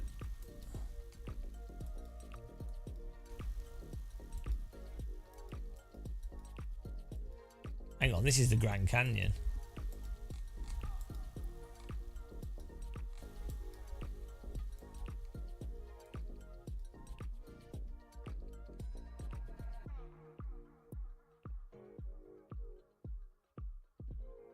What is this?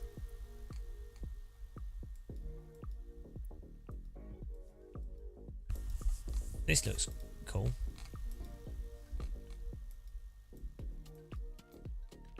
Is that part of the Colorado River?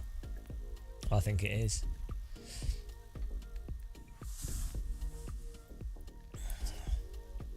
Yeah. Well, where was that test track? I've lost it.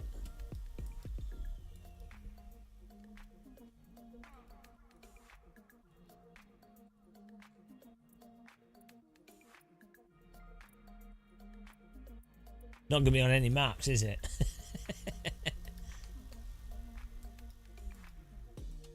Hang on.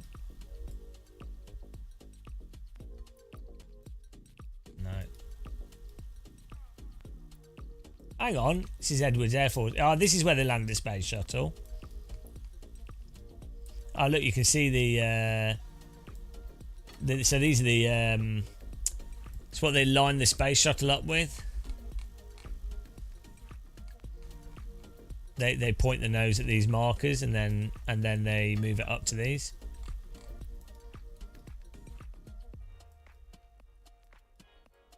There you go. That's cool.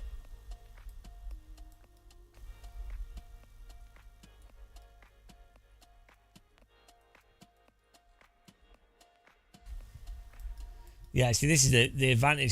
So you've got all these... You can effectively make runways out of the lake bed. They just put the markings on it. So I guess worst case, look at this huge compass that they've engraved in the floor. The world's longest beach. That's not a bad idea. How cool is that?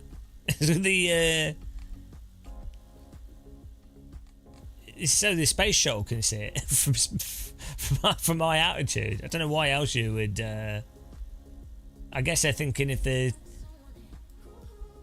someone's like really high altitude and all the systems break or something. Like, why else would you need? Why would you need to put this on the floor to be readable at this height? So this is like 30,000 foot, and you'd be able to see it.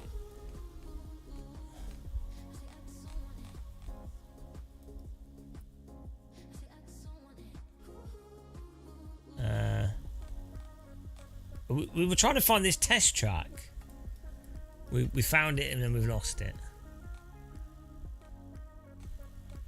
What's the longest beach? Is it Long Beach?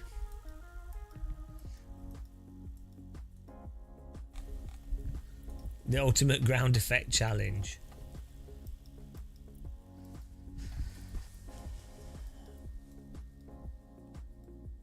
Oh. Well, yeah, I don't think I can type that in.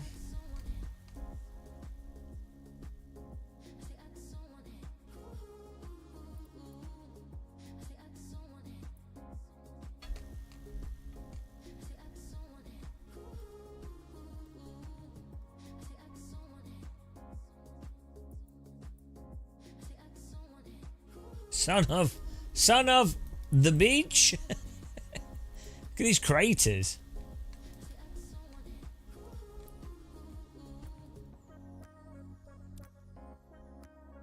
What is this? What on earth? You couldn't fit half it. Why are they in like... You couldn't fit half of these in the UK.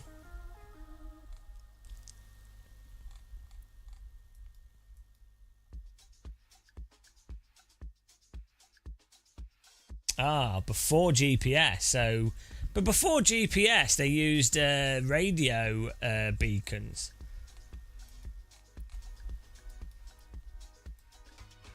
There must be a country we could go around with. What's the smallest country? Ground effect around a whole country. There'd be like a...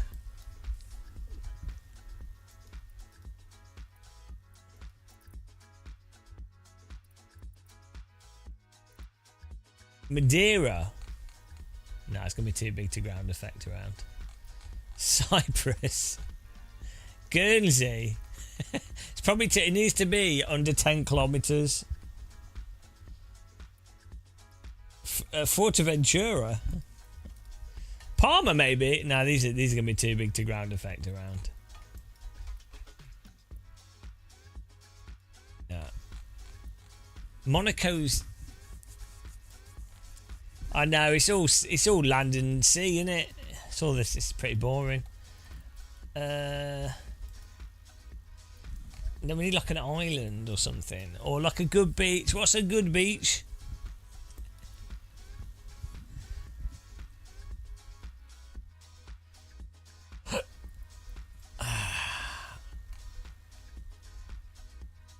I mean, imagine if Microsoft were like, oh, let's do some games design and put some fun challenges in.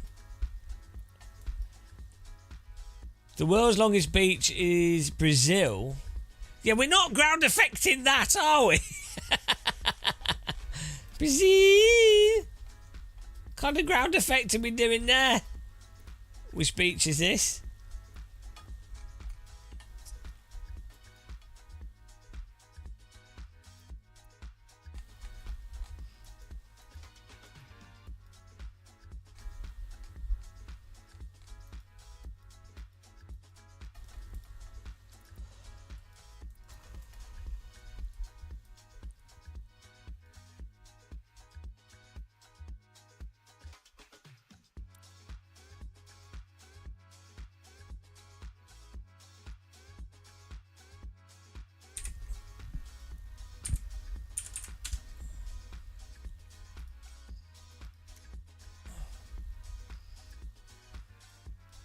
Ah, this one. Yeah. What on earth? The world's longest beach. Son of the beach.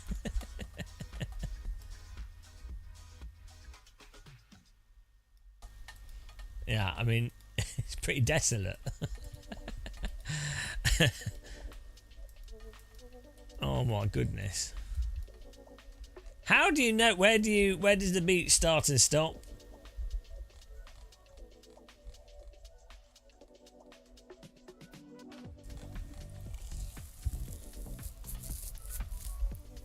Oh my goodness, why does it always do this?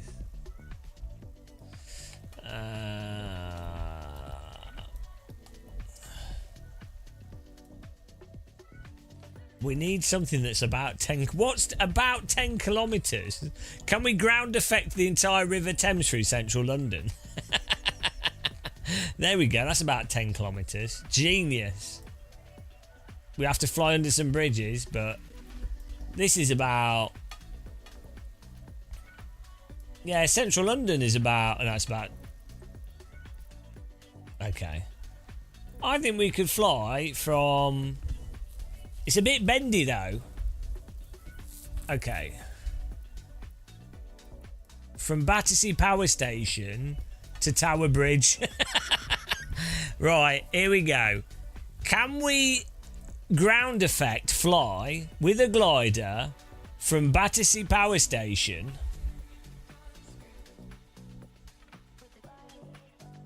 to Tower Bridge, which is located here? We will probably have to fly over we've got Westminster Bridge. That's Vauxhall Bridge. There you go, Westminster Bridge. I think we can fly over these, right? I think we could do this. So we're gonna try and and there's that Chelsea football stadium. We could yeah, I think we can make that ground effect from Battersea to Tower Bridge, the ultimate challenge. We will start over here in the air.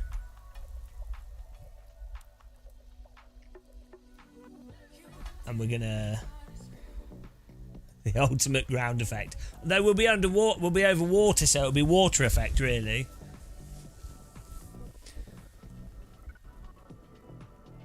maybe we can even get to London City. So Millennium Dome is there. On the top right.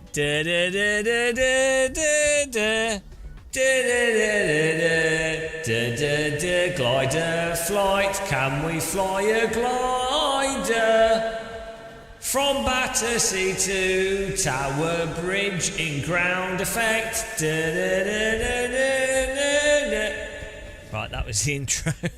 Here we go. Here we go, I'm ready.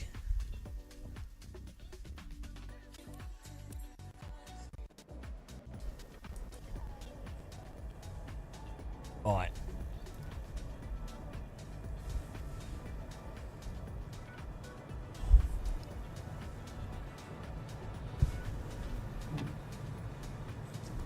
We're going to get up speed.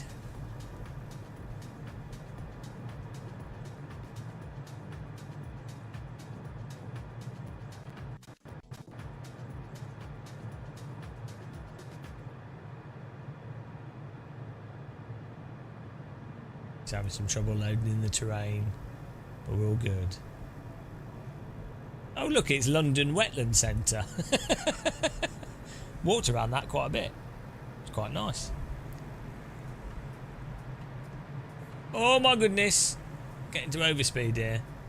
Hang on, we need to get a bit lower.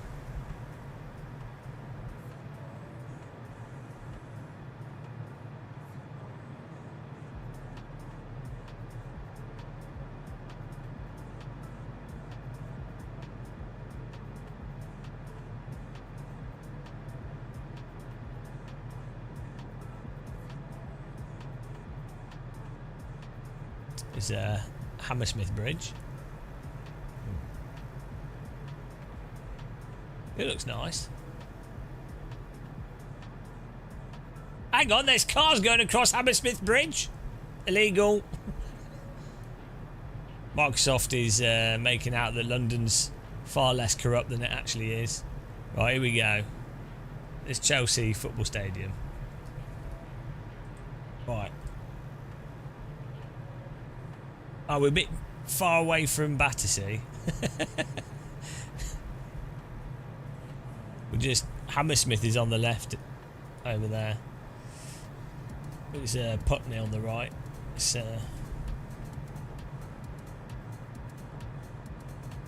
No, probably not very legal.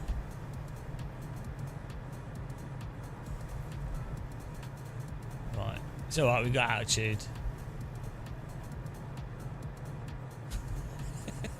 It's weird. I've walked along here a lot. It's weird flying above it in a glider. So the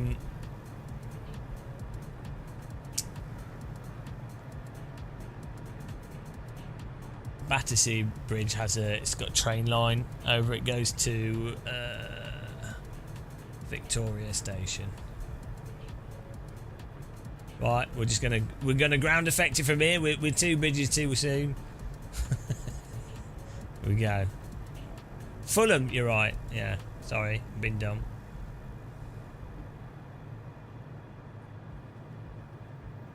I mean, ideally we want to go under these bridges, but I don't think it works.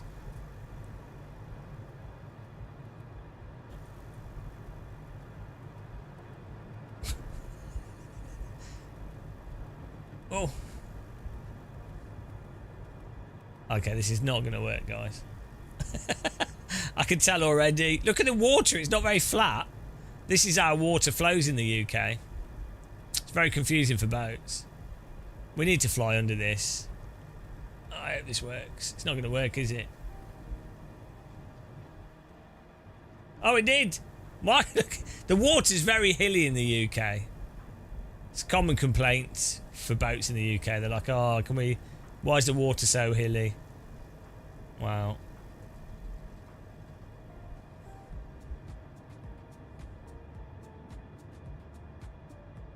Oh, no. Hang on, is this...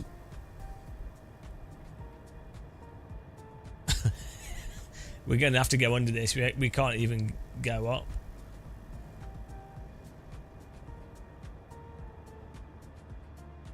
Oh, it's solid! Microsoft! Bloody iRacing. That's ridiculous. Some bridges are solid and some aren't. Ah. Absolutely scammed, guys. Right, where are we? Oh, we're in Westminster Bridge because we're next to the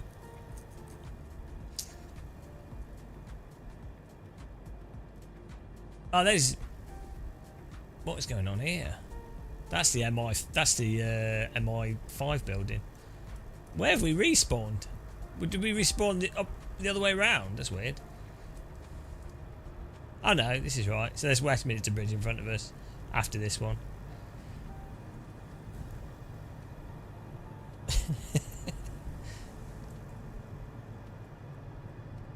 Wembley's a bit far out from here. Oh, the wheels are rotating. It's going bloody quick. Why is it rotating so fast? It's like £60. It's probably more than that for a go. It'll be over in 2 minutes. Is that Charing Cross, that one? It's a nice bridge, that. Cars in the UK drive under the bridges to keep dry. Pretty fun fact.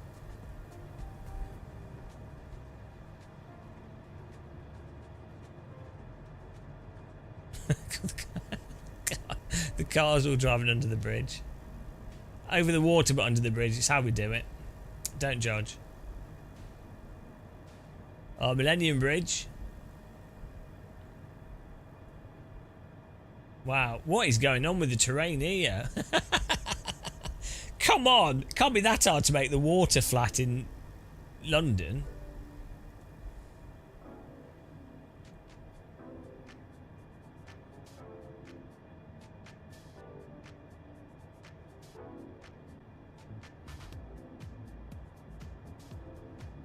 There's Tower Bridge. We've got these private yachts. Right, here we go. Should we go through the middle? I think we should. We'll go through the middle. Ah! I know, we went through it. Got weird turbulence. That bug's still there. Okay, it was half success. Can we make it to London City, do you think?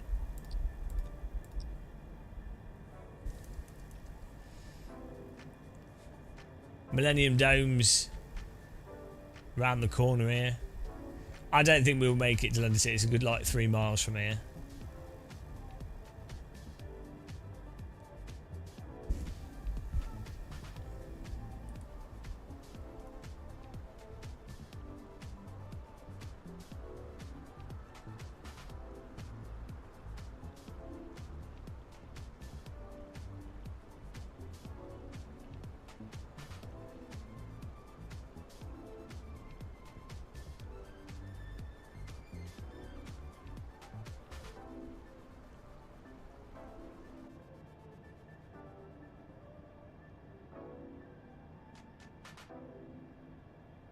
I'm not sure how this is working.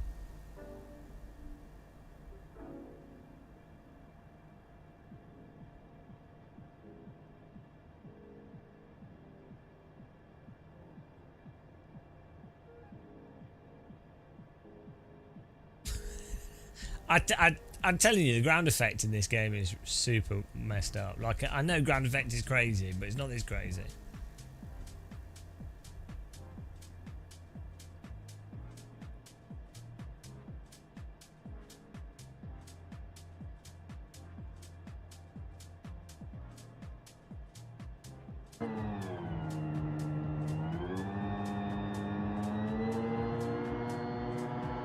We'll go to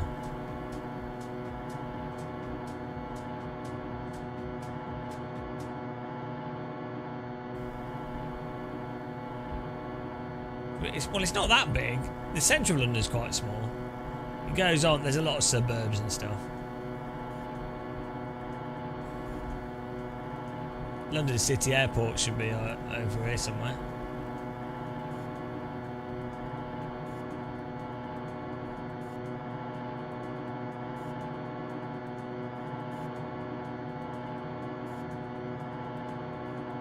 the river turns around a lot down here. Yeah, these are my banker friends in here. They're working really hard, earning the bonuses. You know, it's a difficult job. Someone has to do it.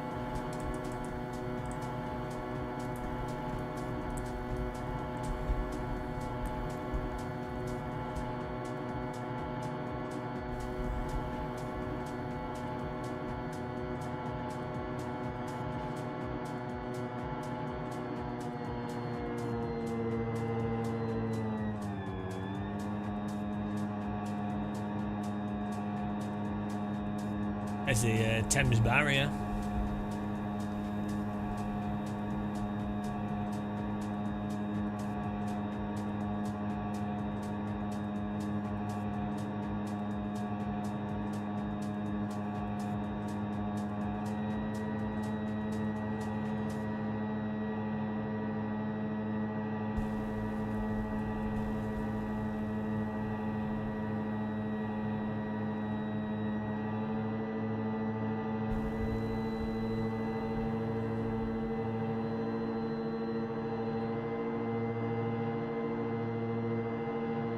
Pilot's tour.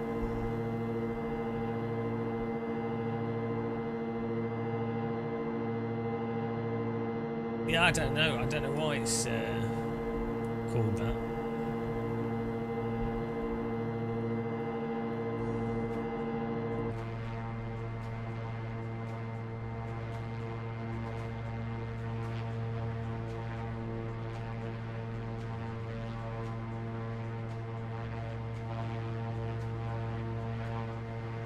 Looks pretty good.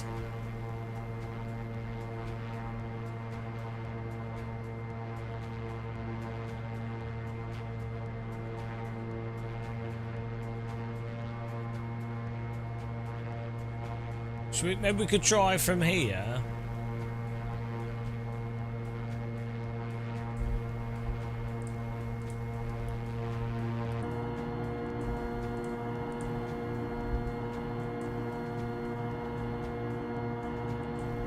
I think we can get from here to the House of Parliament. Let's go for it.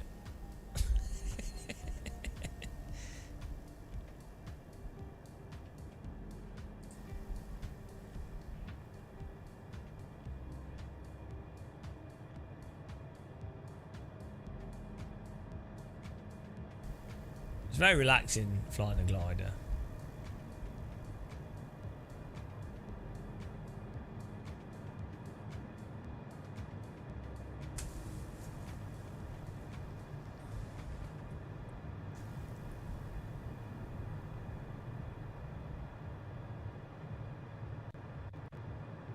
London Dungeons on the left. A bit further up from here. I mean, Tower of London. This is really nice down here, actually, on the right to walk around. There's a nice marina here as well. Good restaurants and not crazy expensive either.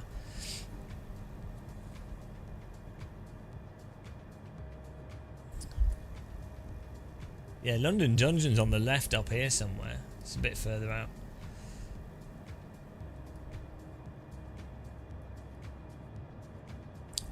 I think it's more like a... I don't know how legit it is. You could do a barrel roll, but not at this height.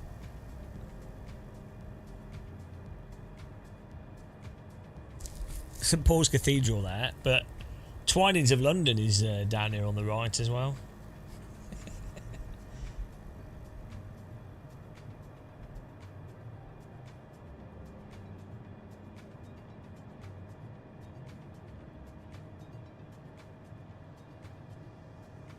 I always wanted to go up the BT Tower. I always wanted to go up there. There used to be a restaurant on it, but there isn't anymore. Well, unless they've redone it, but it's just all aerials and foam masts now.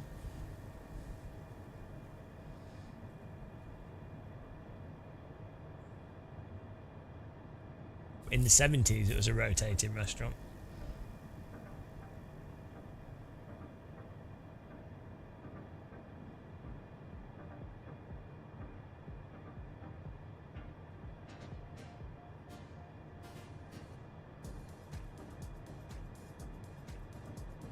Yeah, we made it much better this time. Namco Funland and SeaWorld on the left there. If you've got kids and you want to get ripped off. Don't even know if it is Namco Funland anymore. I think that went out of business.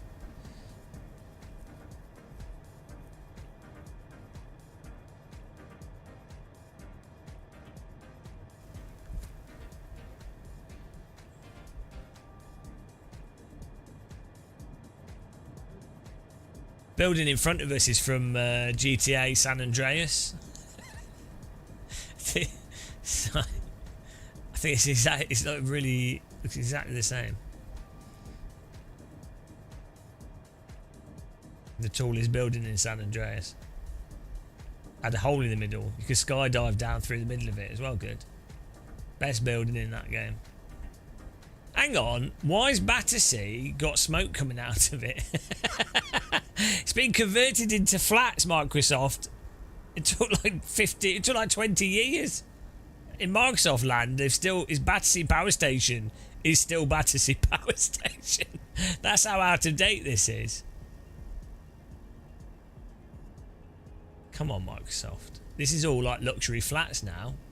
It's not a bloody power station anymore. It's quite funny, actually.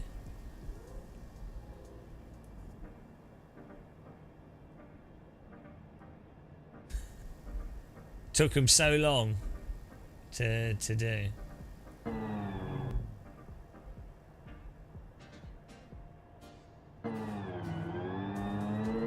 Oh, we'll go under it, let's see. Ah, Microsoft. iRacing. Oh, look, is that the... what's it called? Hang on, where's it respawned us? It's not the Royal Observatory, is it? Or we're not Greenwich, are we? Where's it put us?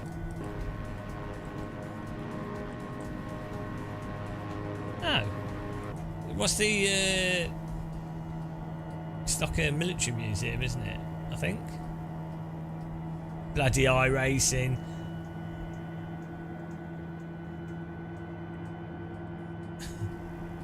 Royal Observatory is in Greenwich.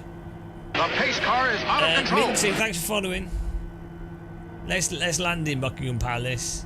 We'll say hello to the Queen.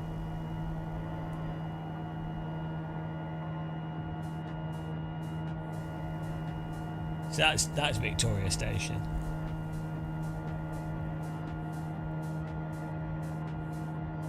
A glider rally race. I'll do it tomorrow. I think I'm half asleep now. Sounds good fun though. I'm just dicking around here. Right, let's land in the King's Garden. Queen's dead. Long live the King.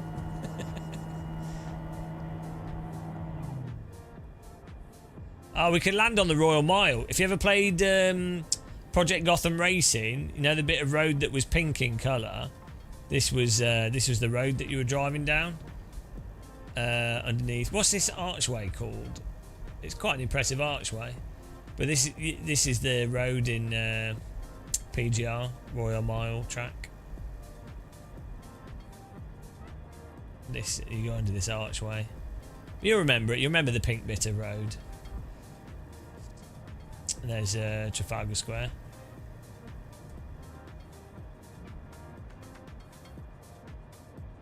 Oh, nice one. Thanks, George.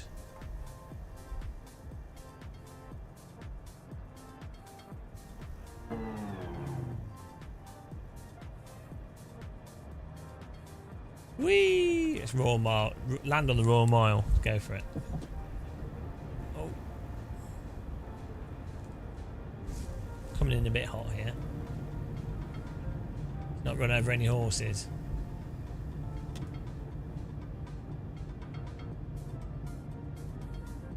Oh dear.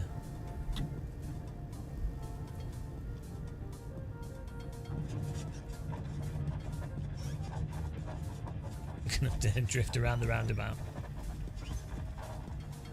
Oh, it won't turn. Ah! Nailed it. Fancy the bollards made out of cardboard. This would be like we'd have just decapitated tourists. There's always tons of tourists around here.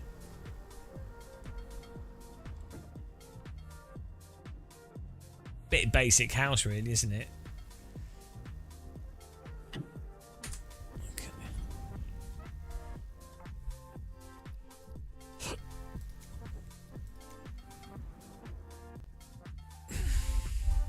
That's very nice. Oh man, my stomach's killing me. Hang on, is that bloody hell, why is my game causing my computer to stutter?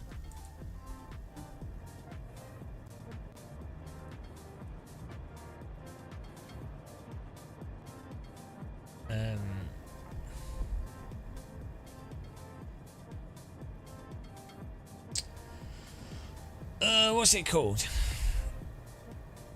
I always forget the name of this park.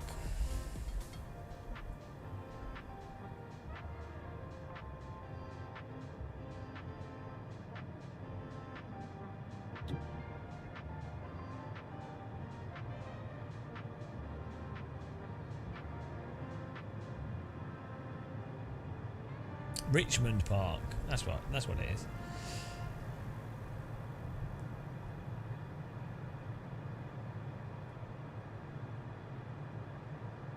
Looks a lot smaller from the air. Also looks flatter from the air. it's a lot more hilly when you walk around it in real life. Surprisingly hilly.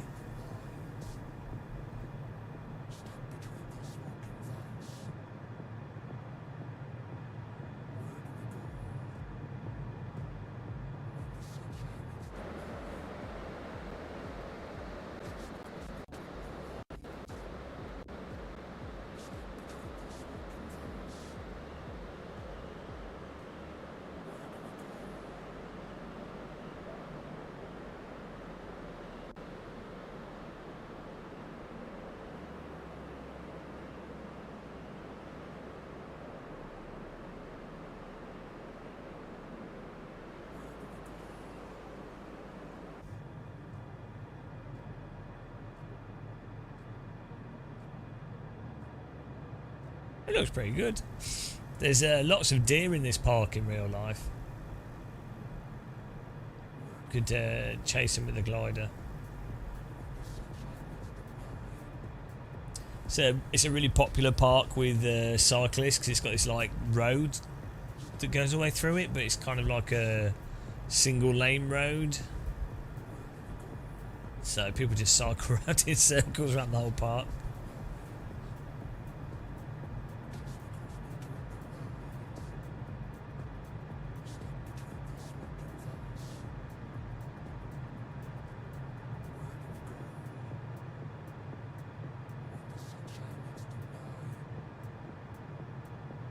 Should be able to see Heathrow Airport from over there, I guess.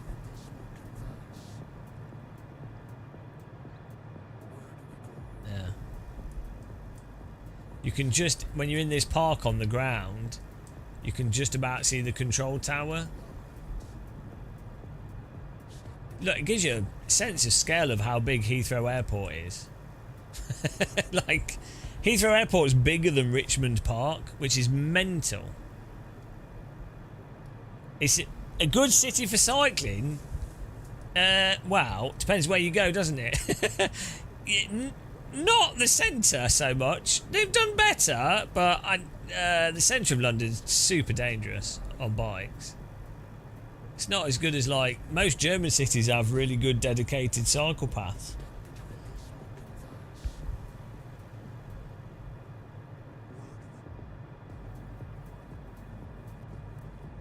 This is really nice here. It's like Kingston upon Thames. Actually, we could probably fly up towards... I don't know how far up Henley is, but...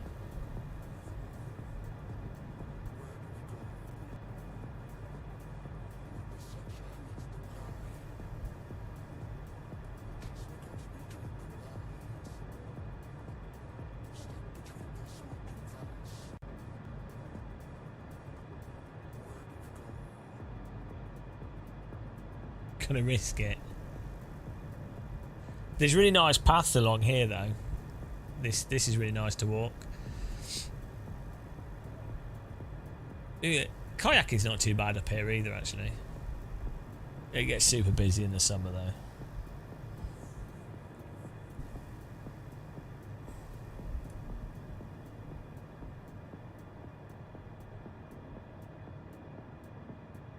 This is like a big... There's like a youth water centre here. That's why they've got the tents there. It's like a... They get city kids trained up with dealing with water. This is called water. You can drown. Or there's loads of Audis around here.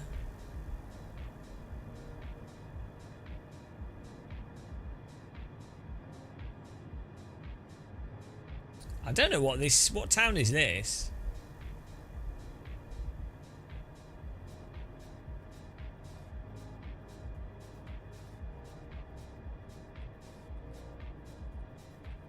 Oh, it's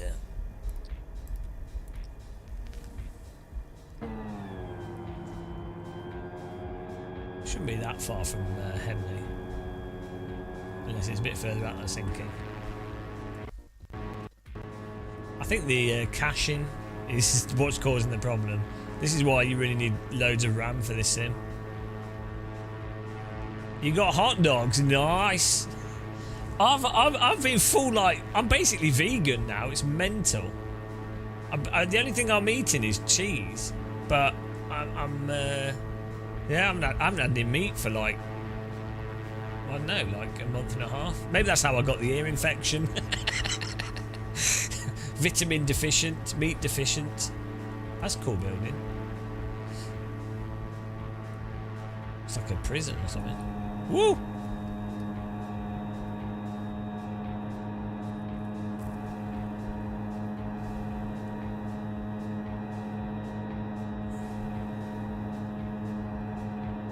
I need like a map for this, with the place, like I had an app that linked Google Maps and Flight Sim, which was really good. But something with really clear place names on it.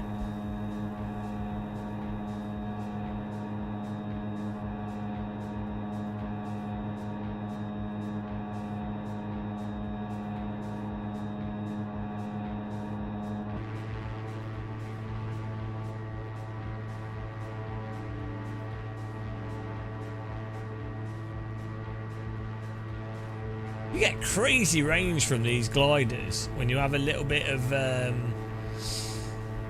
just by having a bit of electric, because they're so efficient.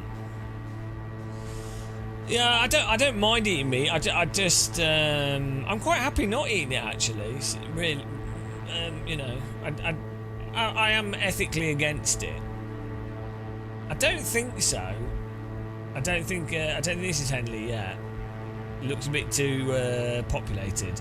But I've only ever been here, weirdly, like years ago.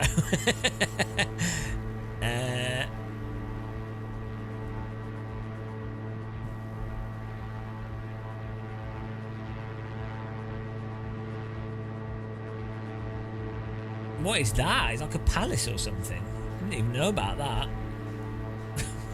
What's this? Is this like another royal...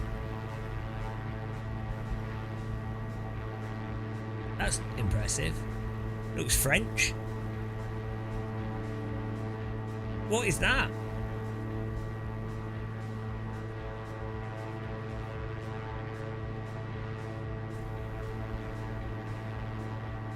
Oh, is that like a college or something?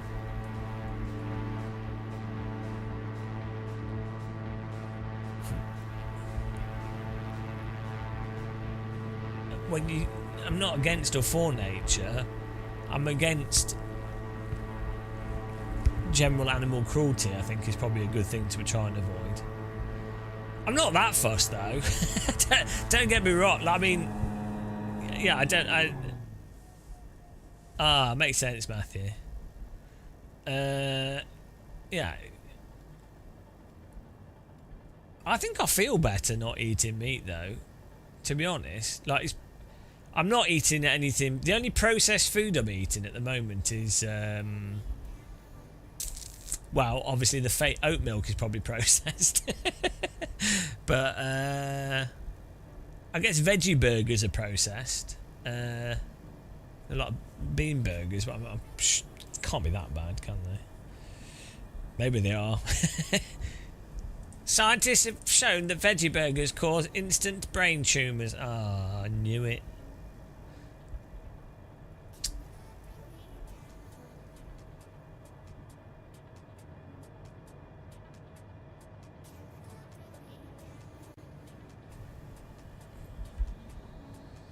Yeah, I just I don't mind not eating any meat though, to be honest.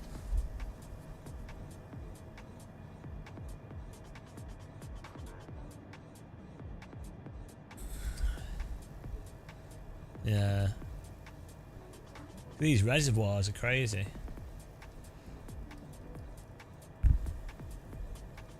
But yeah, I can't really think of something that's expressly processed that I'm eating at the moment. Because I'm mostly eating just salad. Oh, some bread. Salad, bread. Oh, what are these hills? Salad, bread. I mean, yogurt is processed, I guess. But it's not really, but yeah. Cheese. These are old... Oh no, it's like a water treatment thing, I think. Some of these are like Civil War forts. These could just be helicopter pads there.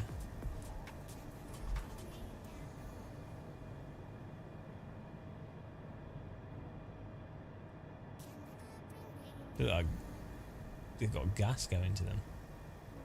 It's weird.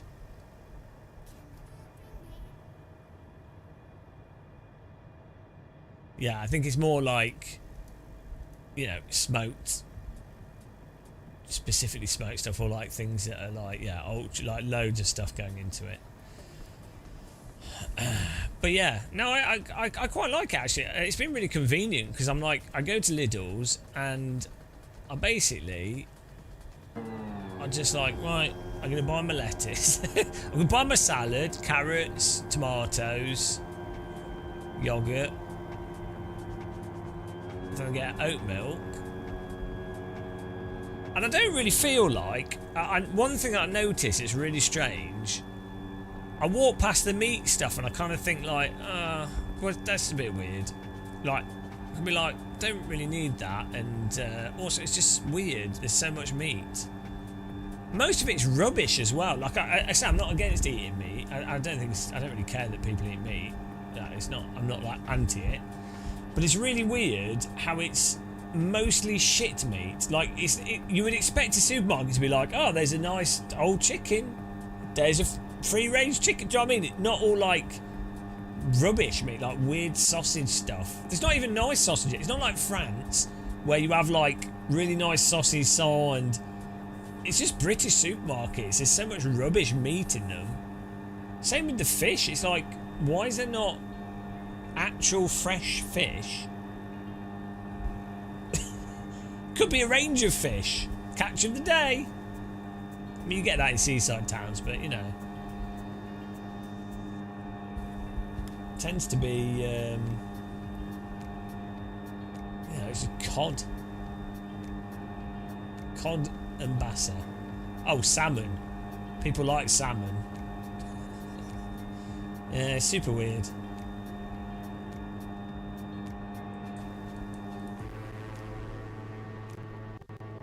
Oh wow, when I rotate, my computer dies.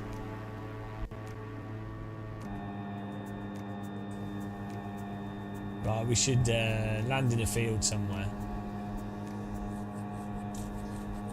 But yeah, no, I think I feel a little bit better not eating. It's probably not the meat thing, but just only eating actual food. I'm not any biscuits or any chocolate, and I don't feel like I don't feel like oh hello, is someone following us? I don't feel like someone coming head on. Who is it? The next beep is we're gonna die.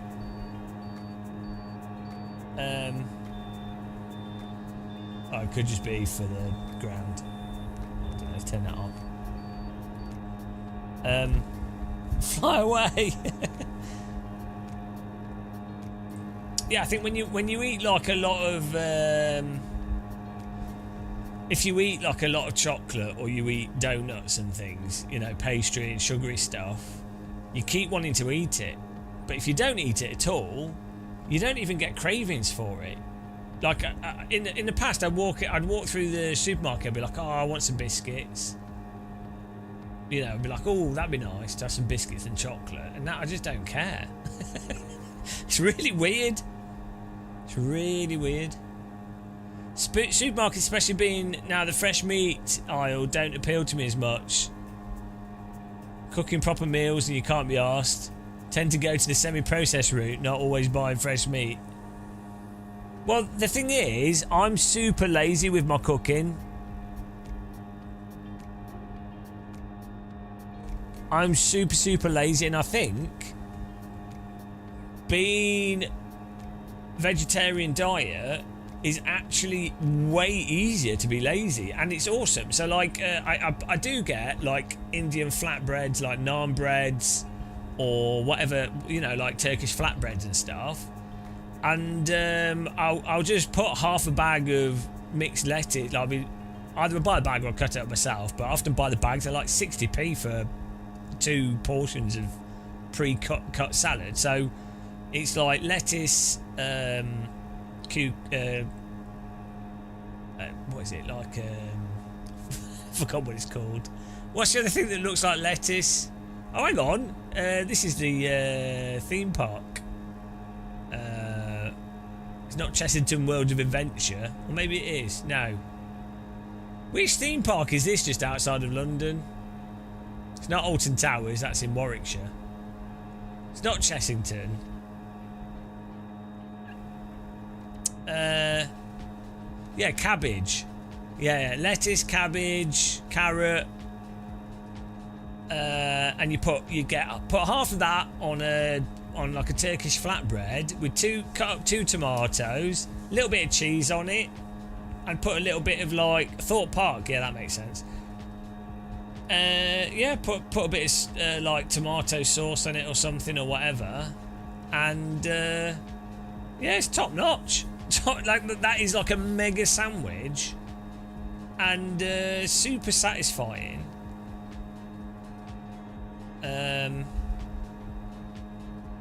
Is that Gatwick Airport? No, it must be like Luton Airport or something. Yeah. So you can be super lazy with this, like also just getting bags of mixed salad and putting white wine vinegar on it. It's top notch. It's well satisfying. Tastes great. Also drinking more coffee as well. That's nice.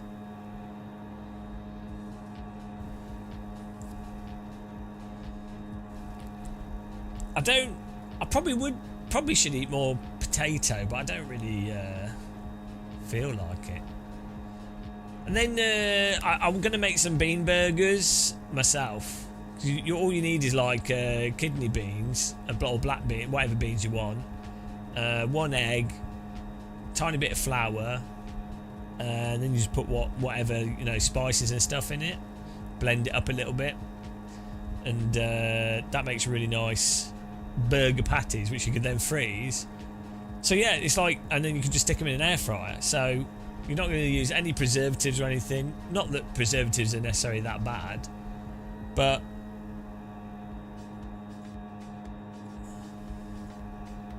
yeah, it's weird. You have all this like shit fast food. This is the whole thing with like Japanese people being more healthy than Brits, because they have more healthy food options everywhere, whereas we tend to have a lot of shitty food options. What prison is this, guys? I think in front of us is Stansted Airport, or it could be Luton Airport. What prison is it? What prison is near Stansted or Luton Airport? Looks like a high security one. Looks well creepy.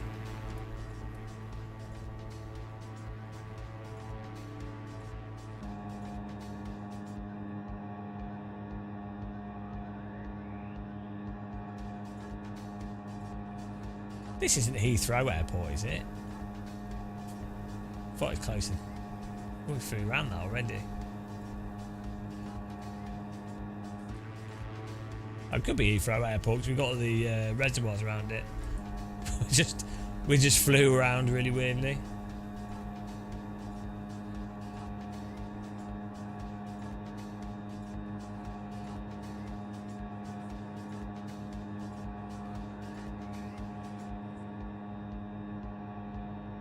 Oh yeah, it says Wembley, so this is Heathrow Airport. I think that's Wembley Arena.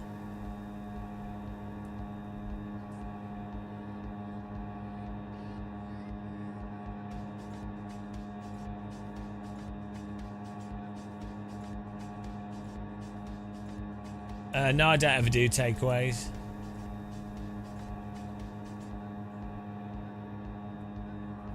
Only when I'm travelling. That's my rule. I'll eat in restaurants, but only with people, not by myself. I sometimes eat in restaurants by myself. If there's like some food that I've never had, so if there was like a Korean and they had something I never had, or like Vietnamese or something, I'll go to a restaurant for that on my own. But I won't ever eat.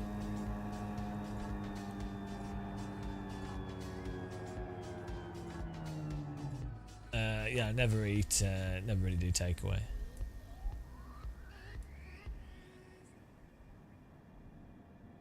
Which terminal is this?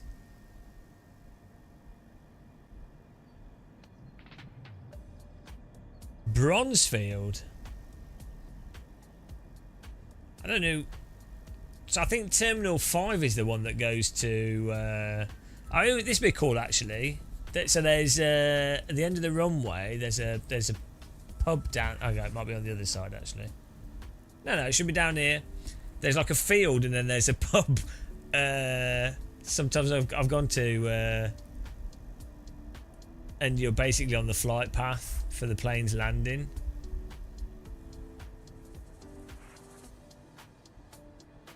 Where is it? So you have. That's where the tube comes out, this thing here. And then... oh, here we go. It's here. So this building down there is a pub. And then if you sit in the outside of that pub, it's a bit grotty. But all the planes are like flying over the pub really low, like massive jets. So it's pretty cool to just sit and watch the planes fly over you. It's a really grotty area around here, though. Yeah, look. So if you watch Big Jet TV, they normally sit in this field here. They have a little. Why are the horses dancing around? This is where Big Jet TV has their little stand in this field.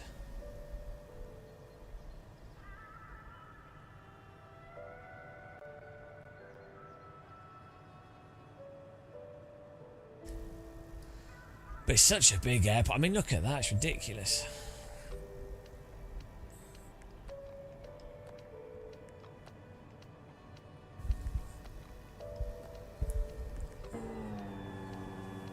Now, this is Heathrow Airport.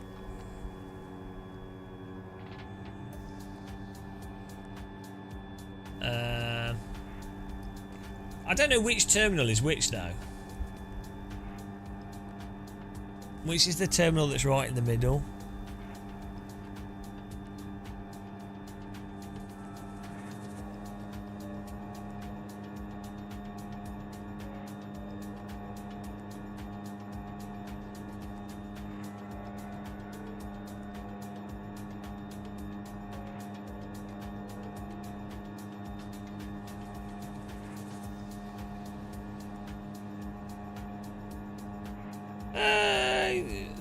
I don't mind either, to be honest. I quite like I don't mind airports actually. I don't even mind Stansted Airport. I've never been to Luton Airport, but I don't mind them. I normally find a quiet spot out of the way and just find it relaxing, to be honest, because there's nothing you can do. So yeah, like it's out of your hands, isn't it? So to me, it's like, well, it's completely out of your hands. So, well, it is what it is. So that's relaxing. If you're like, when you're doing trains and stuff, and you're trying to work out what train to get, and you might, there's different trains, then you have to think and you're moving around. But an airport, it's like, well, there's a plane, and it's either coming or it's not. That's the end of it,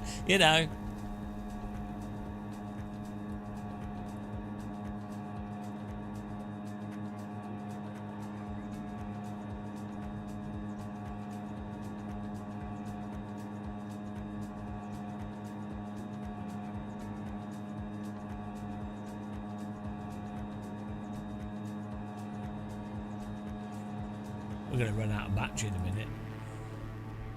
Oh, we're 17.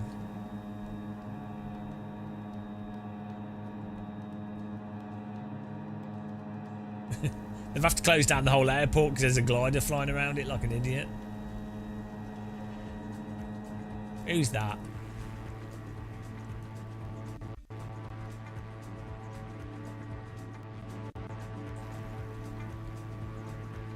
Why? My game's not running very well.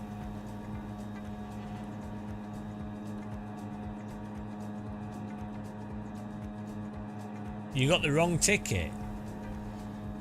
Sometimes you could just blag it though. Like I accidentally didn't buy a ticket, and I thought I had, so I wasn't doing this on purpose. I thought I bought the ticket, but I hadn't, and maybe I was, because I thought I had. I was so convincing they just let me through. I didn't realise the reason my ticket, because I was scanning a thing on my phone and it wasn't working, and it turned out because I hadn't actually bought a ticket. Like the thing I was scanning was the wrong thing entirely. And I'm like, it's not working, my train's going. And they were like, oh, okay, go. Well, good. I was because I didn't know. I was probably very, very convincing. That's what you need to do. You need to convince yourself to the point where you don't know at all. And then, yeah, it was only when I was doing like tax stuff, because they never checked it again afterwards. And I was like, oh, yeah, I didn't buy that ticket. You can have, you can do damage and stuff.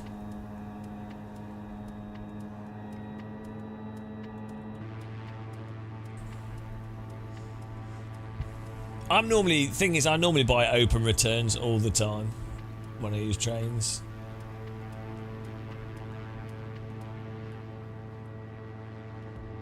I'm going around London so much that you pretty much always end up using it. And it's not more expensive, although some places now, which is quite good, you just buy a single and it's a single price, and then two singles will be the same price as an open return, which is how it should have bloody worked in the first place. Well, it would be more expensive if you didn't use it, but like for years, open return was basically like 10-15% more expensive than a single, and only like 5 or 10% more expensive than a standard return. So it's like, well, hedge your bets. Well, that's the other thing as well, right? With the train fines, for sure. I mean, I guess it's probably a criminal offence at some point, so I'm not saying to do this. But I wonder, given how they don't check your ticket that much in a whole bunch of places, on the times where they do, statistically, you probably end up winning out. Like, even if you immediately say to the train conductor, like, oh, I couldn't find you, I meant to pay for it, can I buy the ticket now? They'll be like, well, you shouldn't do that, you know.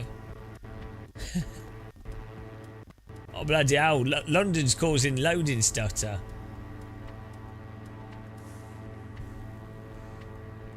It's the problem with London.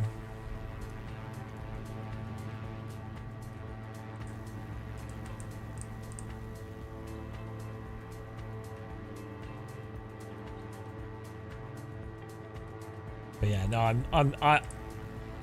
I'm too much of a square. I I always buy tickets.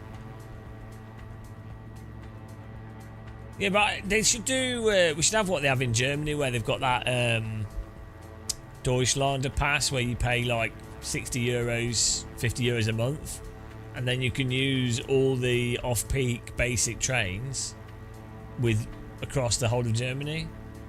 So you might not get to, you might not be able to get somewhere quickly, but the point is you can get somewhere relatively easy, and they obviously have student versions for that and everything. Hello, Necro Dogs. Yeah, we're all right.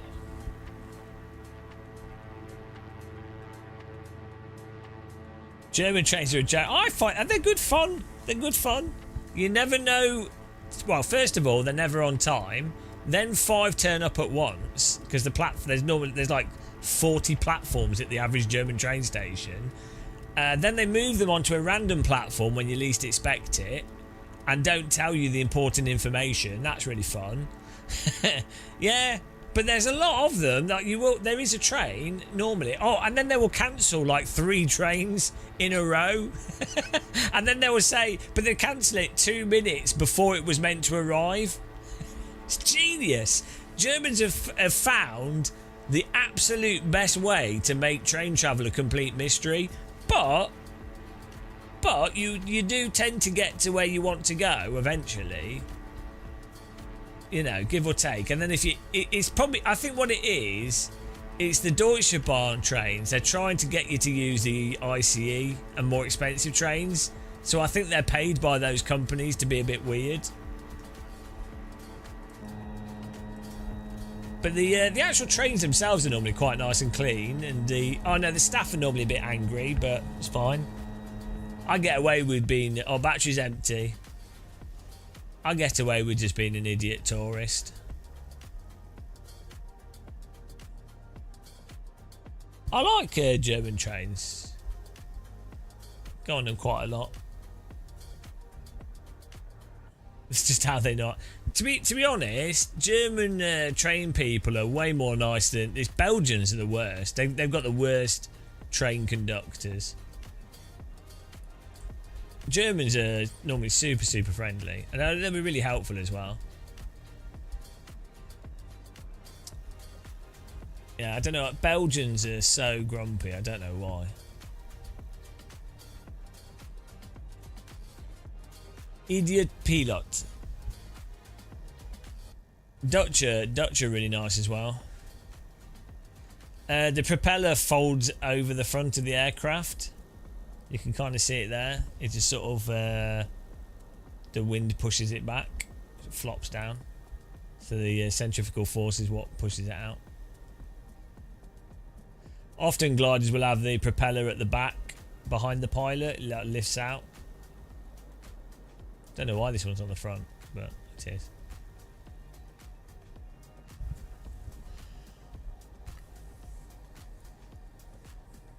I've got a train sim. Yeah, it's quite good, but I tend to fall asleep when I play it. It's too relaxing. It's too hypnotic. Yeah, Dutch train people are well nice. They have like pay toilets in the stations. I couldn't get into one of them. And the bloody people, like, they just let me in, like, opened it up and let me in. I'm like, am I supposed to pay for this? And they're like, don't worry. The pace car is out of control. Thank you, it's berserk. That's the power of waffles, guys. It makes people relaxed.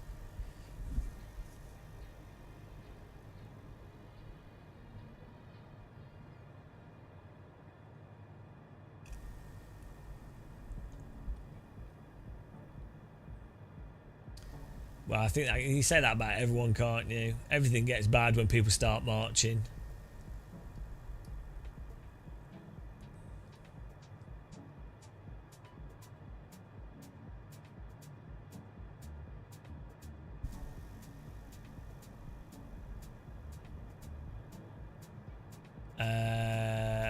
Well, my GPU is 63 centigrade and my CPU is...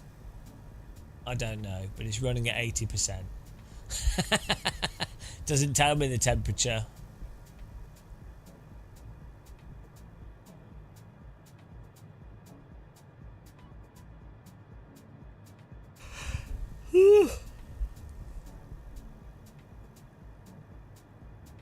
I do quite. I feel like Belgium's quite British in many ways. It feels quite British. It's kind of a bit run down. Government doesn't work properly. It's quite. That's how it is in the UK. German government doesn't work properly, but I think it works generally better than the British, for the most part. But then Germany's like regional, and like the whole provinces in Germany, so it's really confusing. And then you have the whole former East German areas, quite politically different to the Western German areas, the historically Western German areas. So every country's got its own quirks. Oh, hang on, is this... this is... Oh, talk about corruption. This is... what's it called? There used to be an exhibition centre here. And then they were going to build houses, and then they didn't. And, yeah, total disaster.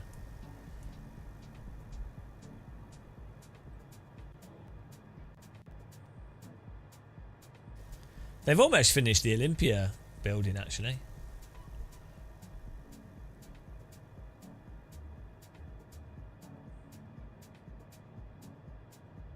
Well, it's weird with VR counter debate. There's some bugs and issues. We actually, I spent 2 days setting it up with the Quest 3, doing a whole bunch of stuff, and you can. There's some settings you can do to get it to sort of consistently run at 45. But it's actually really quite difficult to get it to use the GPU properly, like without it then causing weird stutters. And the stutters aren't actually based on. It's not based on the graphics settings. It's based on some random stuff loading in. So we'll see with Sim Update 3 should be interesting. Because you can turn off ground planes and things. And there's an issue. If you fly over an airport once, you then get stutters for the rest of the time that you have the sim open. So I was making a VR setting guide, but it's so ridiculous. It's so ridiculous that it doesn't really make any sense. I mean, there's some like basic things you can do, but there's not like an obvious. Also, for gliding is different to what you would have for other aircraft.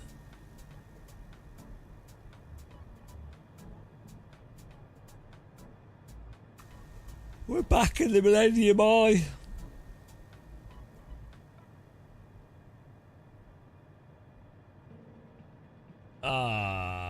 We should have landed in Buckingham Palace. That's what we were going to do. Let's try and do that. Can we make it from here?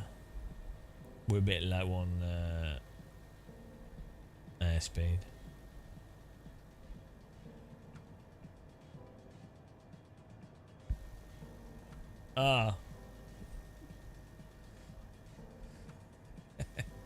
Let's see.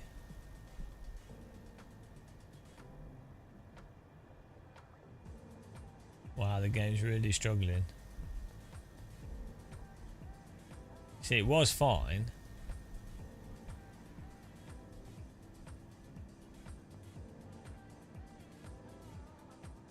It's just dropping out entirely. See, it was fine earlier, but because we've gone to the airport.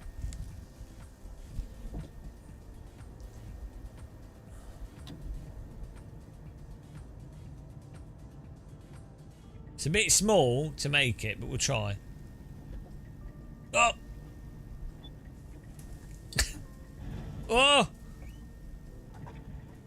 Oh, the tree! What a landing! We made it into the garden. Look at that skill. Pro guy, the pilot. Now we can have tea with the king. Probably get shot at for doing this. That was beautiful. Right, well there you go, guys. That was a beautiful glider flight. It was a successful successful time we had all round, I think. We flew Area 51 runway. We went around Ibiza. What more could you want? I'm now going to get some rest because it's 1 in the morning. Tomorrow we're going to do... What we're doing? We're doing a Rennsport race in the evening, but I think we might try and do some AC before the Rennsport race. I think that'd be good. So, well, yeah, we might try and do some AC with subs tomorrow. It depends how much my ear is wrecked. As I say, we've got an ear infection, so... but I think it's getting better slowly. I hope it is, at least. I don't know if I'm lying to myself. It's getting better. If I say it's getting better, then it's getting better. There we go. So we'll see. But yeah, hello, goodbye. Thank you for watching and taking part, guys. We need to raid. We need to raid a filthy flight sim stream. That was good fun though. It's nice little flight there. 3 hours. Nice little potter. I enjoyed it. Can't go wrong with gliders.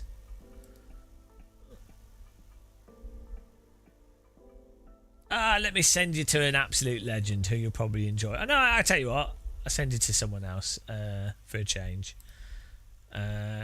Elzandrini, she's always really nice to us, and she's doing a bit of iRacing. She's very upbeat. You can go from a miserable Brit to the most upbeat person. the most upbeat streamer. Get ready. Prepare yourself, guys. Prepare yourselves for the most upbeat live streamer. Right. Thanks for watching. I'll catch you soon.